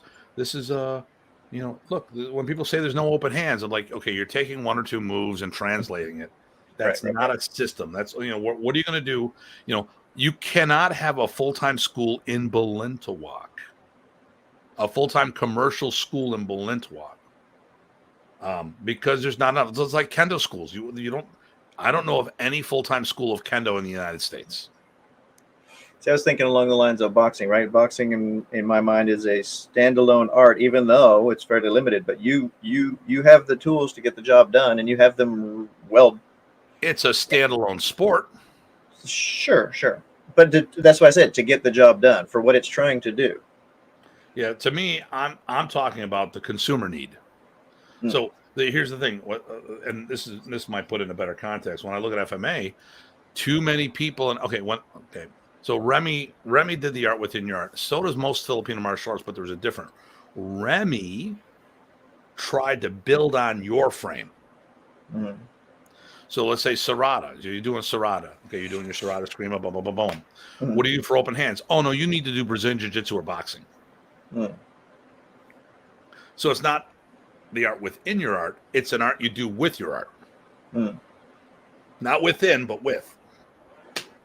So if you look at the FMA world, it's crazy the quantity of people who also do Brazilian Jiu-Jitsu, Muay Thai. I mean, a lot of the Dog Brothers, what do? They do Muay Thai, BJJ, and Dog Brothers. Right. Well, if Dog Brothers was good enough, if they're doing the Dog Brother DBMA, so there's Dog Brother martial arts and then there's Dog Brother fighting. Right. Dog Brother martial arts is its own program. If DBMA is enough, then why are you doing Brazilian Jiu-Jitsu and Muay Thai? Okay, if Serrata's enough, why are you doing BJJ and Muay Thai? If Balintawak's enough, why are you doing BJJ and Muay Thai?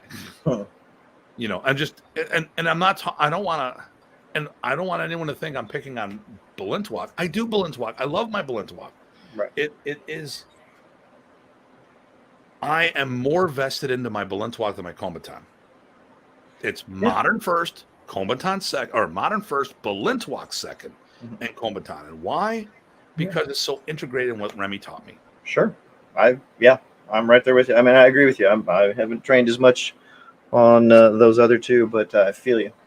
And I'm not trying to, and I'm just,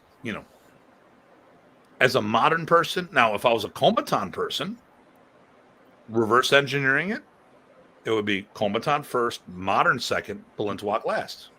Yep. Because Balintawak is not as relevant to Kombatan as modern Arnis is. So, but still, nonetheless, it is what it is. Mhm. So my goal now is to promote the Price's family system because, okay, we've had a generation since professors passed. It's been Amazing. 21 years now. Crazy. The art is in shambles. Okay, it was one of, if not the most practiced Filipino martial art in the world. Right. In the world. Yep. People say, well, what about Dos Pares? Okay, listen, Dos Pares isn't in the school systems in the Philippines. Modern Arnis is still in the systems in the Philippines. Right. You look at Europe, it was all Combatant, which a bunch of them have. So now in Europe, you've got Combatant and, you got Combatant. Mhm. And then you have Combatant influence programs. You come to the States, you got Remy and a few Combatant. Not. It's definitely higher on the modern side than the Combatant side in the States. You look Definitely. at the States, what's left? If you're talking about real organizations, we are the largest non-government subsidized organization for Modern Arnis in the world. I've said this a couple times. I have yet to find anyone who has done. I left when I saw what was going on there. I mean, here's what should have happened, and you can correct me if I'm wrong. I had a full-time school. Mm-hmm. My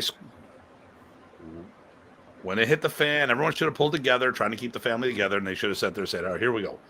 Tim has the only full-time school. That will be the National Training Center. Mm-hmm. Tim will then show us how to run schools for Modern Arnis, so we can have more of them out there."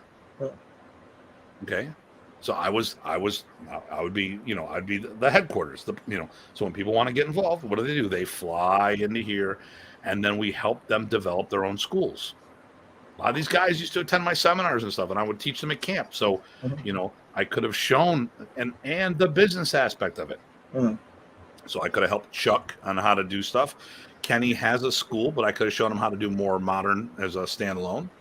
Hey, Renee. Hey, Renee. Renee. Oh, I gotta talk to Renee. I gotta talk about that. I like his face there. And then, I could, all these guys could have came to Buffalo. We could have started getting train. I could have been the National Training Center. Then we start developing state training centers. Each state could have their own. And then we could have had a whole thing. It would make sense because I was the only one doing this as a standalone school. And that would have the side effect of doing what we also talked about, which was the idea of getting together and using all of our eyes to come up with, what did you see? Oh, what did I see? Oh, and exposing us to more than we thought, probably. But I mean, that would have been a move to make sense because we already, I had already been doing a full-time school or a standalone program. Standalone. It comes up once again. I was the only Modern Arnis school at that time. Mm-hmm. Okay, so now that all fell apart and people went and did their own things, now you look at this. The IMAF is split since we left. One version of it is non-existent. They just do one or two seminars out of Detroit every year for Jeff's. I don't know. I mean, the other IMAF, they've split again. Actually, there's been 3 splits, or maybe someone defected. I don't know. Well, there was 7 of them. Mm-hmm. Jeff went one way. The other 6 stuck together. Then from that, Jim Lattis retired. Just did a local thing. He still does a little consulting for his group. Mm-hmm. 5. All right. Randy Shea, checkered past, went down to 4. And the latest one, Brian Zawalinski, quit, and now he's just teaching out of his basement. Got a study group there. So now there's 3. You got Gabrielle in Germany. Chuck's school is closed down permanently. I don't know what he's doing now for training. So now you got Kenny. And, what are they doing? You look at the website, that's all dead. You look at our website, we are growing. I just added 2 more schools. Actually, I gotta put 1 more school on the way. We got 20 schools in the United States in COVID. During COVID, yeah. during COVID, and then we're gaining momentum. We got people who are getting ready to test internationally now with us virtually for their Lacans or Dayans, not their ISAs, just the Lacan or Dayan, because that's gonna. I don't want to say probation. I hate using that word, but it's almost like a cadet belt until we can do an in-person. And I think that's a decent. It's like a reserve. Yeah. Or designate. Yep. So,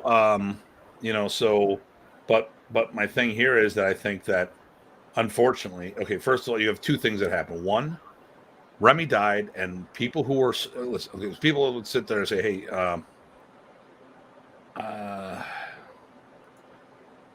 yeah, Kenny Smith is still pretty active."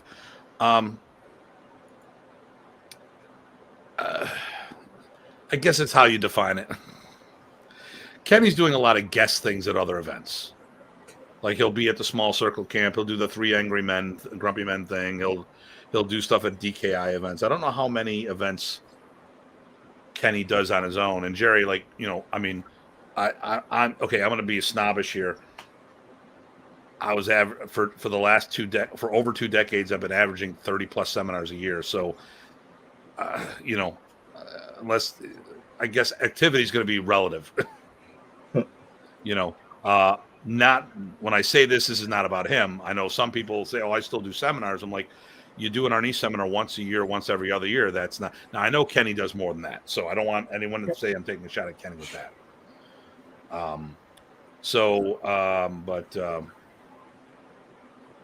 And we'd like to have Kenny on the show. Yep. I've tried reaching out to him. We were talking about having him at the memorial camp. Right. And then I reached out to him after COVID restrictions have been lifted, and I've had no luck trying to get a hold of him. One of the phone numbers have been actually, I think both numbers were turned off that I have. Well, he moved schools, I believe, so I don't know what happened after that. Well, I thought he had 2, and now he's got 1 or something. And I was Facebooking him, and then his girlfriend was responding, and then I never heard anything. So, Jerry, if you have any contact with Kenny, by all means, let him know about this show. We'd love to have him on the show. But here's the thing, you had all that split, and quite frankly, these people didn't understand the business of doing martial arts as a full-time entity as a whole. There's been, like, Kenny was a full-time martial artist, but the others weren't.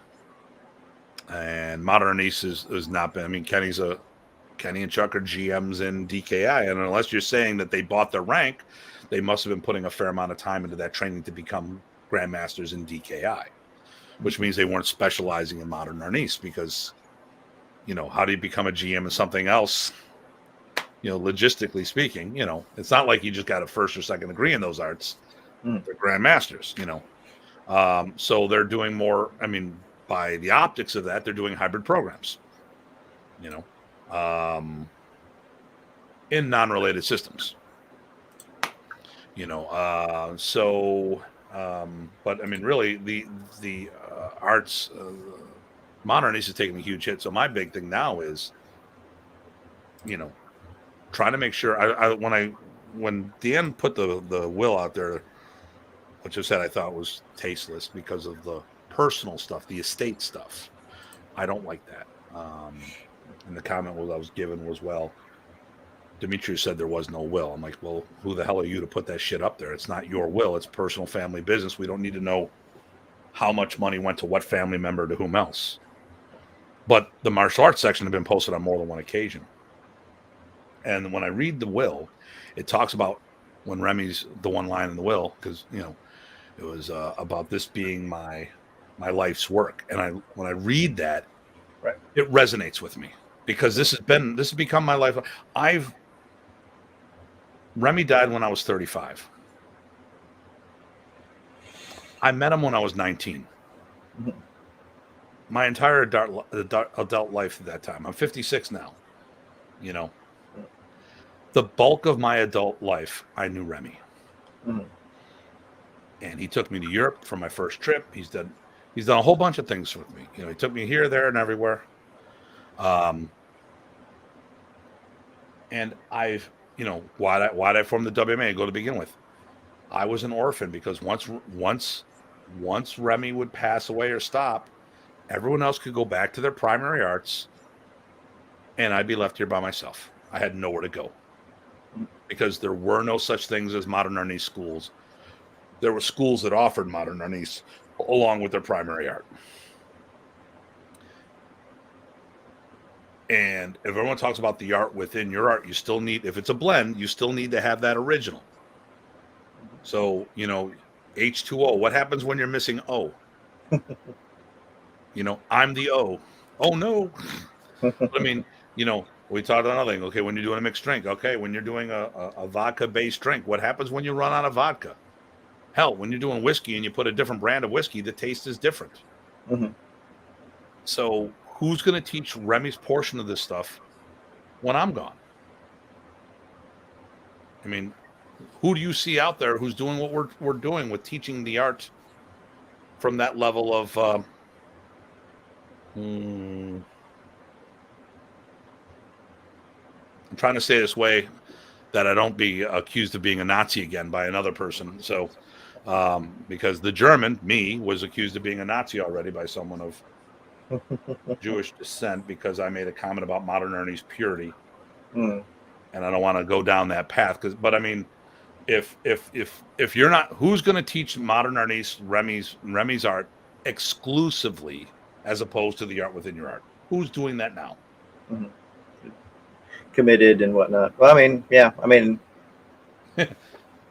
I like the structure. I like the exposure that we do. I like the way we mix it up with other styles. I like all of those things. Is one of the reasons that WMA is the place I spend the most part of my modern Arnis training and activity. And I'm not trying to say that others don't have things to offer, but it's still, if you're learning it as if you're doing as a Kempo Arnis blend, you're blending it with Kempo. You can have that Kempo flavor. If you can do a Kempo karate blend or a Kempo Taekwondo blend. I mean, not Kempo, Arnis, Kempo or Arnis Taekwondo or Arnis karate or Arnis Jiu-Jitsu, Arnis whatever. Well, who's going to be teaching that Arnis?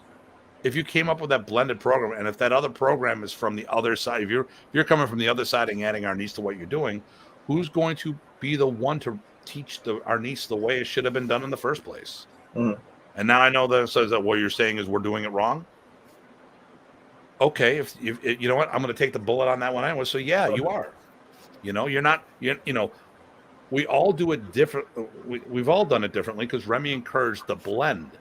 Right. But it came from that formula, and if you're not, well, there's certain rules like we talked about. Yeah. Rules, the way, all the things he showed, right? Those rules, if those aren't front and center. If you're teaching the Taekwondo rules instead of Remy's rules, right, and applying it to the Arnis, that's not the way, That's different. Yep. Okay, let's see what Jeremy says. You read that. Let's see. Jeremy says, technically, if I'm reading this correctly, the IMF failed to carry out what was written. In the will? Of course they did. They didn't. They preempted it. Well, the will was never executed. So right. So first of all, there was a will. It was ignored. Yep. Yeah. But we can't go back and change that past. So we are where we are now. In my opinion, there was a coup executed. And I think it was done by Randy Shea because he wanted to run things his way. And the scuttlebutt is that he embezzled a lot of money from a lot of different of his master tappy friends, and Remy's estate may have been done that as well. Now, I don't know for sure, but what better way to make all this stuff disappear than if you make the will disappear too? And yes, that's exactly what he was saying. So, with the book, the good thing about Dan putting that out there, and like I said, it's been put out there before, the martial art portion of the will, which I'd have no problem with the martial art portion of the will. There was a will, and it was ignored. So, and worst case scenario, and everyone gives me all this bullshit answers. Well, there's only one time to execute a will. You don't get a second chance at it. Okay, you're right, you don't. but you could read the martial art portion of this and say that this is what Remy wanted to do, so we should follow it, instead of saying, oh, no, he gave us some silly title, more of a consolation prize than anything else, and I'm a 5th degree black belt that outranks all the people who are ranked above me because my title supersedes everything, including Grandmaster, because that's what was said. So, I mean, come on, what are the optics of that? That's so much freaking nonsense out there. And the other thing too is Remy would not have done anything because he was in denial until like a week or two before Remy passed away.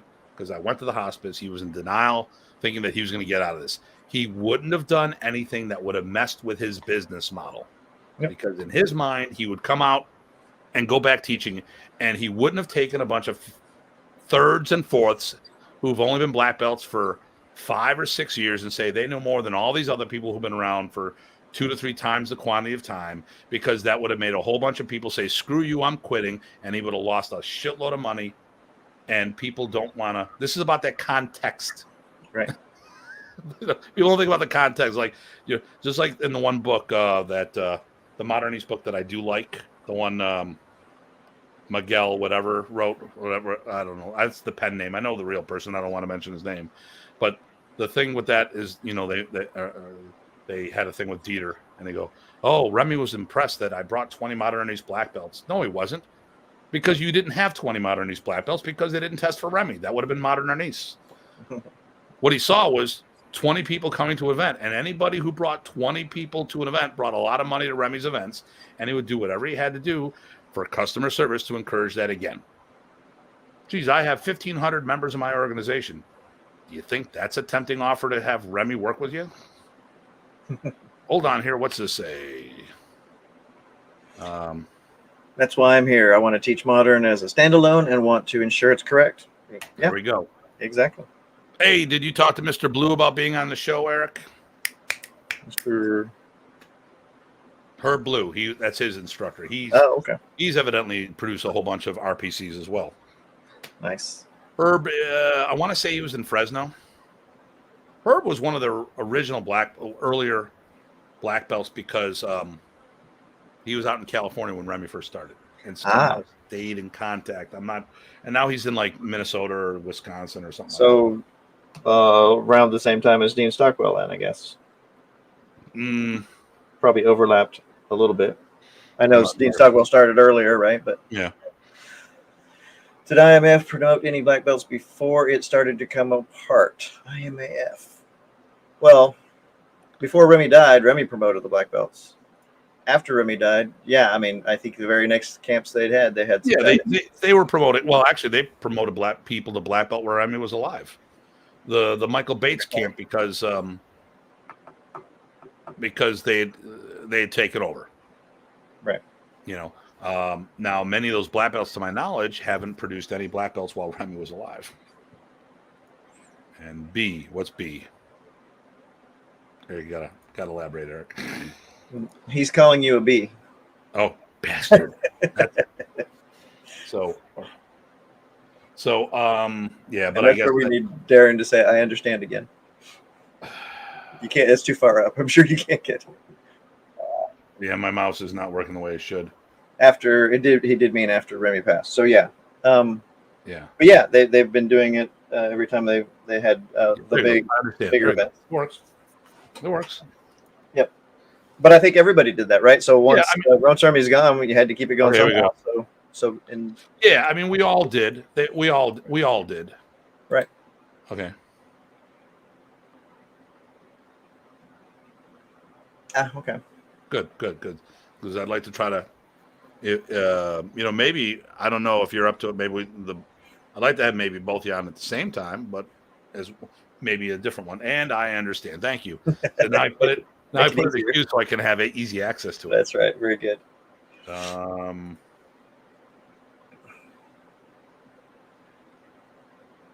Well, and that's okay. So this goes back to what Jerry made this comment that Kenny's pretty active. You know what? They have no clue what they're doing on social media and coverage. So it's hard to tell. So first of all, when they do events, that would be cool. I'm glad. Cool. Talk to them about it, and then we'll make it happen.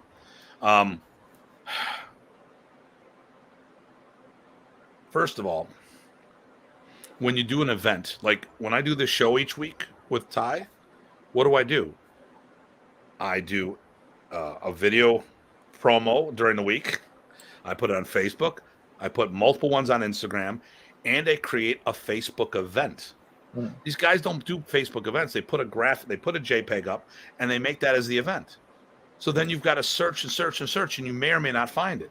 I know I was looking at someone else, a PTK friend of ours, who's trying to stay off the grid, but really doesn't know that it doesn't matter, because now the IRS is looking for things from $500, $600 and more on PayPal and Venmo and all those other apps. So trying to stay off the grid so Uncle Sam doesn't see it, you're better off claiming it, doing a DBA or something, getting insurance, because no one will sue you until someone gets hurt. Then they do. And it's only $500 a year from Francis L. Dean or something like that. And then you can write off half the stuff you do. Mm-hmm. But the thing here is, most of the people in the FMA world or martial art world, they don't know how to use social media. And that's why these schools close. Facebook is a phenomenal tool if you know how to use it. It's huge. It's almost expected. If you don't exist on Facebook, in some ways, you don't exist. Yeah. Oh, okay. Break 2. Oh, another break.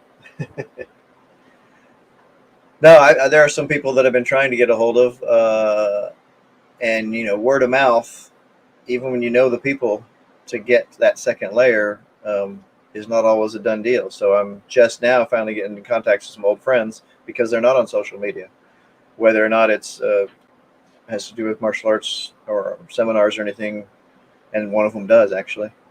Another one I saw recently was just now finally posted something, so I knew more of what was going on. But that was not because they posted it, but because one of their students or one of their supporters did.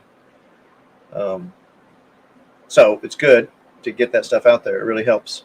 But It not only helps them, it helps the art, right?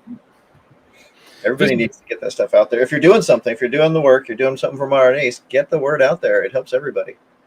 So some people did some articles on I remember Jeff did an article on Modern Arnis, and people were like, they had questionable things. And they said, well, what do you think about it? I go, I didn't get a chance to read it at the time I read it. I go, well, do you think it was a good article? Well, it was inaccurate for certain things. Well, first of all, you don't know who edited what. Right. Okay. But at least he, did it in a well-published magazine, and it got some word out. No. Oh, thank you. Thanks, Jerry. Yep. So, but that was it. If someone picks up the magazine, read an article on Jeff, they will say, all right, I want to work with Jeff. Okay, he's in Hawaii. Mm-hmm. All right, but if a guy in Buffalo read it, who are they going to train with? They're going to look around local. If there's people down by you, they're going to do research. They're going to read an article on fill in the blank. Mm-hmm. Okay, Kelly Ward does an article about Modern Arnis. Okay, you may or may not like what he writes. It doesn't matter if he what he writes. I had a phenomenal article written about me, about our Team USA doing stuff, and they got a lot of the facts wrong. They talked about us going to Colorado and all this stuff, but it was a great ad, and it inspired people to talk to us about it. Sure. Well, if it can pique the interest, it's already done its job. There you go. And I'm saying, and it wasn't a bunch of lies. Mm-hmm. They got the facts wrong. Mm-hmm. Like when they talk about Colorado, I'm like, where the hell did Colorado come from? I don't know. And with articles on, if someone reads an article about anybody, okay, I got people because of Perfect Weapon with Jeff Speakman because of the sticks. Right. So I got John McClain. So it doesn't matter if it did its job. So I don't care. But like when you look at so Jerry, here you found all these events. Okay. Let's put it this way. Who are the most visible people on social media promoting Modern Arnis at the moment? Or which events can you find? I know when it comes to events, you're going to see Ty's and mine. What other events under events, not a JPEG, an event that you can find in a calendar somewhere? Right. Who are the like when I talk about this? We're the voices of Modern Arnis. Well, of course. I mean, I was the last Datu. Of course I am. Ty was not designated to do anything, but Ty did his work. Your YouTube channel is more is stronger than mine right now. Yours has been optimized or monetized. Neither of my YouTube channels. 10 cents a day, baby. And there we go. WMA, fist up, man. I go. The thing here is when you can go. Let me see here. I am trying to get this right here. Okay. My mouse is having some issues. I don't want to hear about Linux. I'm start posting events for Linux. There we go. Okay, here we go. This is my website. Okay, we have the Southeast Camp, which is happening this weekend. We have the next immersion seminar. We have the immersion camp, which I have to put down. Okay, then we have the triple threat seminar. We've got the next immersion. We've got another immersion. We've got me and the Williams is teaching at the symposium. We got the 65th anniversary camp. We've got the instructors camp, and there's several other events I still haven't put up. Right. If we go to Facebook, but it gets the word out, and then people can plan because people can't just pick up at a drop of a hat and go places anymore. No. Let me do this here. I know I have to plan. So if I do, all right, World Modern Arnis Alliance. Those guys. So I'll do this as Tim. I like the guy on the right. That guy? Yeah, he's cool. He's cool, yeah. So we'll go events. That's reviews. Yeah, and I saw a post by Ryan down there just a second ago. Okay, here we go. Today's show. What is the World Modern Arnis Alliance? There we go there. Okay, we got the Southeast Camp. We got the February immersion. We got the other night's thing is that people forget about is on these calendars, you also can find past events. So say if you know there's a yearly thing and it's not up yet, you can look last year when it was and get an idea. Look at all these things right here. Look at all these things that have happened. Yep. I find that really useful. So, we got all these things like that. But, and I don't want to, I'm not trying to bust people's chops, but I'm like, this is why I do FMA professionals as well. Because a lot of times people don't understand the business of what we do. And even if you don't listen, okay, we talk about the business. How many things have you implemented on getting your word out? Let's see, Facebook, Twitter, Instagram, mainly Facebook, but I do use the others occasionally. And YouTube, right? And YouTube. Oh, definitely YouTube. And then sometimes the mailing list, but that's for my local group. But I use, that old school type thing as well. But that's more word of mouth anymore. It used to be that was a great way to get things out, but now it's more of a word of mouth. Hey, if you already know, you can find it there. People don't realize that a saturation online presence is a lot of work. Yeah. Is that Carl Jr.? That's the daughter. Yeah. her hair changed. You must have did another profile photo differently. Maybe, but it's true. It is a lot of work. Yeah, but it gets easier the more you do. Yeah, if you get it, make it a habit. But okay, now, and how much do you charge for your Sunday classes? $0. So you're not, when we talk about this, it's not about making money. It's about getting the word out. Right. Because you have a career, and maybe when you retire and you look to get a dedicated facility, because who knows where you're going to end up, you might need to rent something. So you're not just going to pull it out of pocket. You got to do things. But you understand that there's a business. Listen, churches who are not business-like are now closed. Yep. The Boy Scouts and Girl Scouts, which are all about the kids, have professional executives running the organization to make sure the bills are paid. Yep.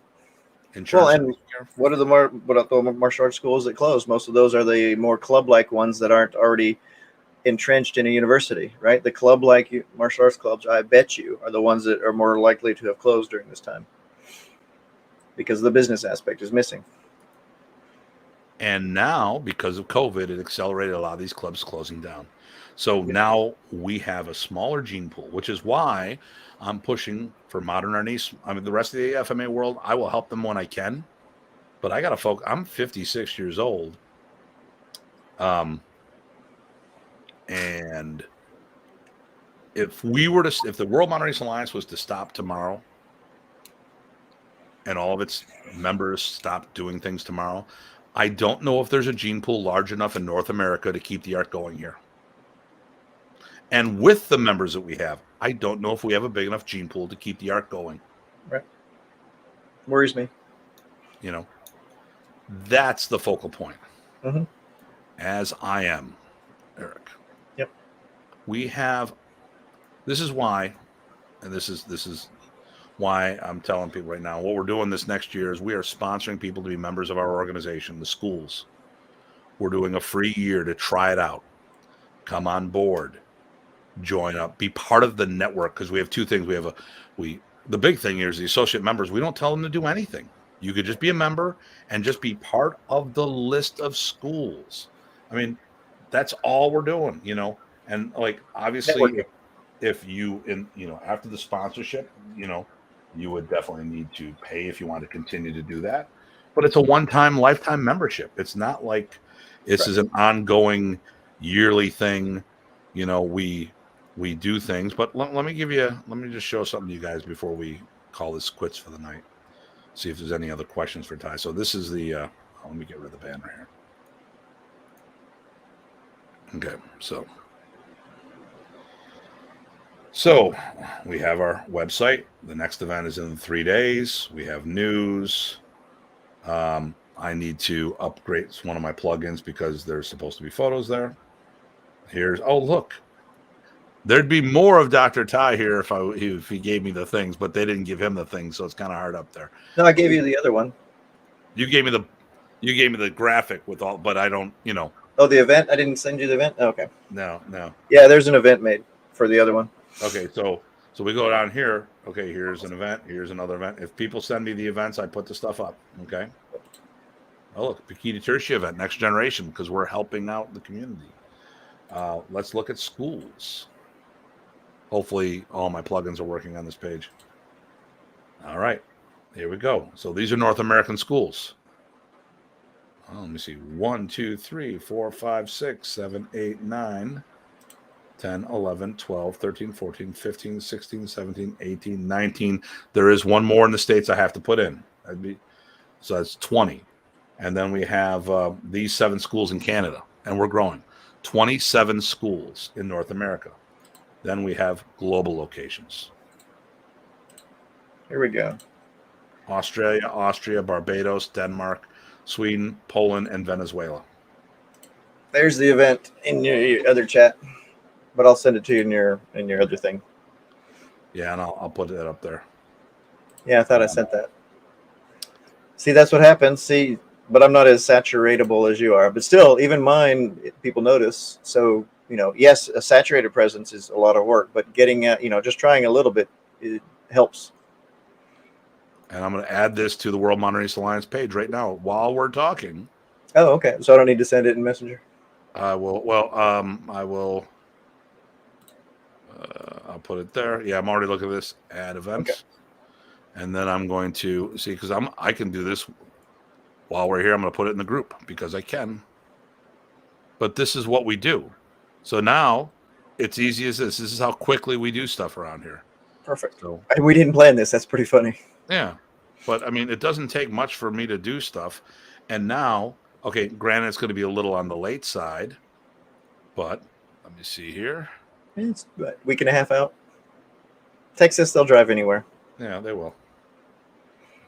Okay. When you're used to 11 hours to cross the state, when it's just down the road, no big deal. And now, when I do here. Down the road in Texas, it's like 2 hours. There we go. There we go. So that's how quickly we do things. And that's one of Bob Hubbard's photos. Yep. Again, for making presents. So then we look at events. Okay, so look, there we go. Now, usually when it comes to these, some of our guys are staying off the grid right now. Yep. Some of them are just not doing a lot because of COVID at the moment. Yep. But that's not going to be permanent. Our members, oh my God, they're beasts. I mean, pre-COVID, Craig Mason was doing 10, 15 seminars a year. You're doing 15 plus events a year. PG Chad was doing 10 events a year. PG Sam was doing 10 events a year. The WMA was crushing it. Mm-hmm. Thank you. I swear I learned something new every episode. So with the World Modern Arnis Alliance, this is part of what we're doing. You don't have to follow. We don't tell you how to do this. You run your school. The only thing I give a damn is that you're not doing anything illegal that reflects negatively on what we're doing as a whole. Some people just come for the network. They get their school listed up there. And the nice thing is, if you follow the criteria that I set forth, I'll put your events up. If you're doing a modern race event, we'll put it up on the Facebook page. We'll put it on the YouTube page, or Facebook and the website, the group. We'll advertise, but I mean, you need to create the event yourself. I'm not, and then you need to send the stuff to me in a text format that I can just copy and paste. I'll send links up there for being able to purchase tickets for this if that's what you have set up. This is what we do, and I'm encouraging people to join the group for the year. Take the sponsorship, see if you like it. If it works for you, fine. If not, I can make recommendations of other people to work with if you feel you need to be with someone, or you just do your own thing. But this is what I keep saying the whole time again. Do it yourself. If you can't do it, join someone who can. And if you don't want to do that, stay out of the way. Don't be a speed bump. Help. If you, like I said, do it yourself or help someone else. But, yeah. Oh no, I was just gonna make a joke because speed bump was gonna be what we're gonna call Connell instead of Connell. Okay, there you go. Speed bump botting. But the other thing is, like, one of the criteria that we make, we talk about a couple times on how we make sparring as part of the criteria. Well, here's one of the other things too. Now, and we're taking people that were out in the cold for a long time, but who would have been promoted by a professor a long time since, but some people ended up that way. One of the criteria now is for higher degree black belts is that you need to produce black belts. I produced 21 black belts going from Lakana Dayang all the way up to Tatlos. Okay. And in doing that, I have 21 black belts. Okay. So I am not asking. So when we have a requirement for belts, what I really have a problem with is people are getting master, grandmaster, all these other stupid little titles without producing any black belts, without having a tribe. Why the hell should anyone get promoted if you're not going to do stuff? I mean, come on. That sort of goes back to the construct of thinking about, your martial children, martial grandchildren. How can you be a grandpa if you don't have any grandkids? We have, okay, so we talk about martial children all the time. So in our organization, we have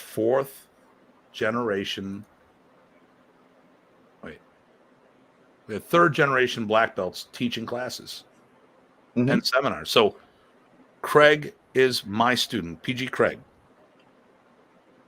That makes him, he's a second generation of Remy Praces. Then his students, one of which is his son, who is going for his third degree black belt at camp this year. He is a third generation student of Remy. Okay. And so he's doing teaching when Craig's out of the house. And he's also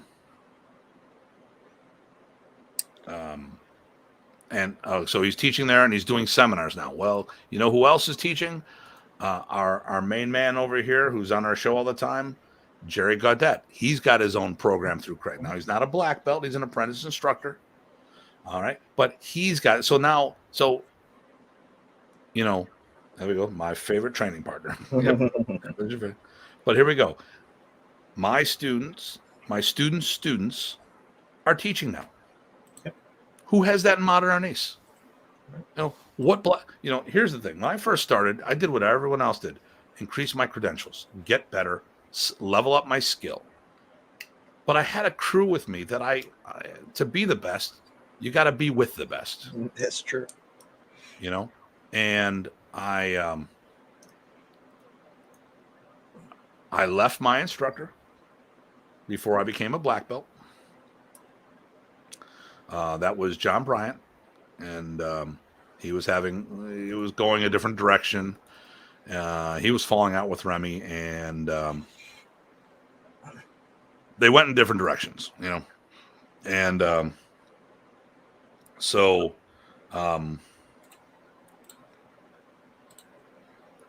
I moved forward and did my thing. And Remy reached out to me and said, "Hey, I will bring you on board. You will work with me, blah, blah, blah." Okay. Well, in the end of the day, what are these other guys doing? Actually, I went on a tangent. I went down the rabbit hole and I took a left turn. I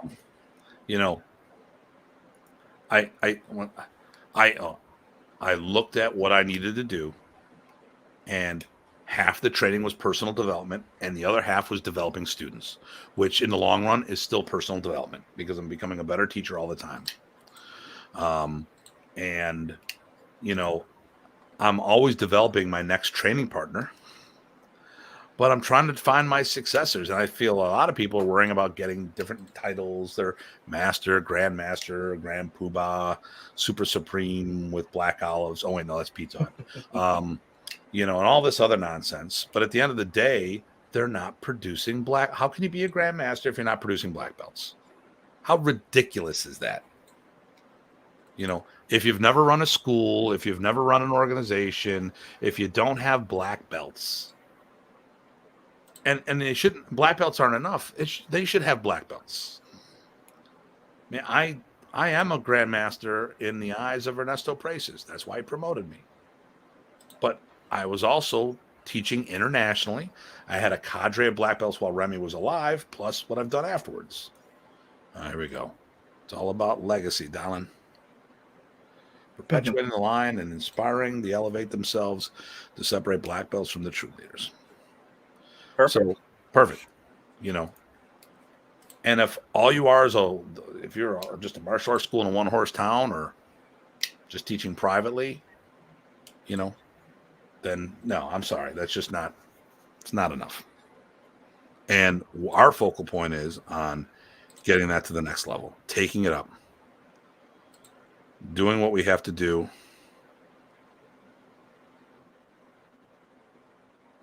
And that's interesting.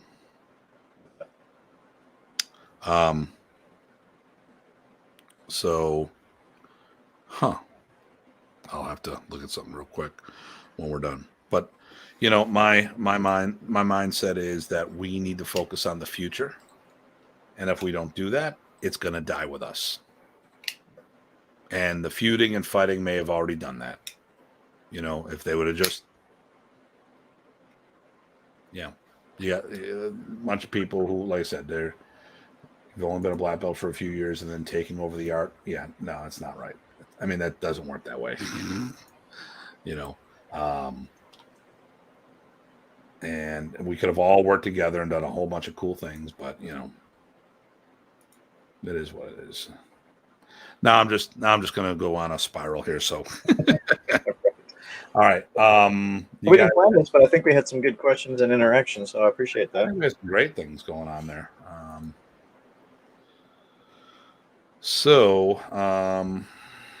Yeah, but that's about it. That's what I got. Any other last minute questions or anything you have, Ty? No, I sent you some more things to see if you can see them as far as the elite retreat. But I think I updated people where I'm going to be. You should probably remind them where you're going to be during the same next few weeks. But I don't have any other things on this issue. Well, I've only got one thing going on. The other thing's a business Oh, seminar. that's right. Okay. So I think it's always very important that as a martial artist we level up our skills. And Jerry, I'm glad you enjoyed this. And if you have a dialogue with Kenny, tell him we'd love to have him on the show. But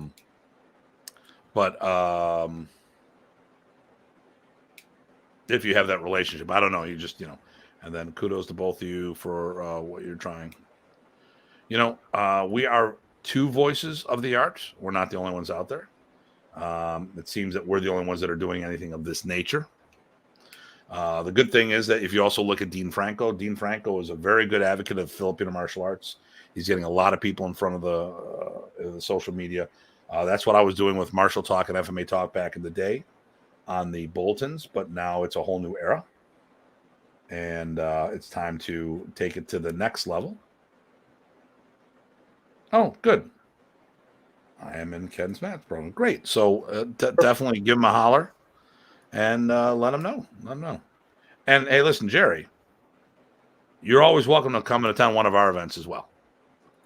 We've got a bunch of things coming up this month. I'm going to be down in, so Thursday night, I'm going to be at, I'm stopping in and going over to, I'm hoping to become the voice number 3. Okay. Number 3 voice. There you go.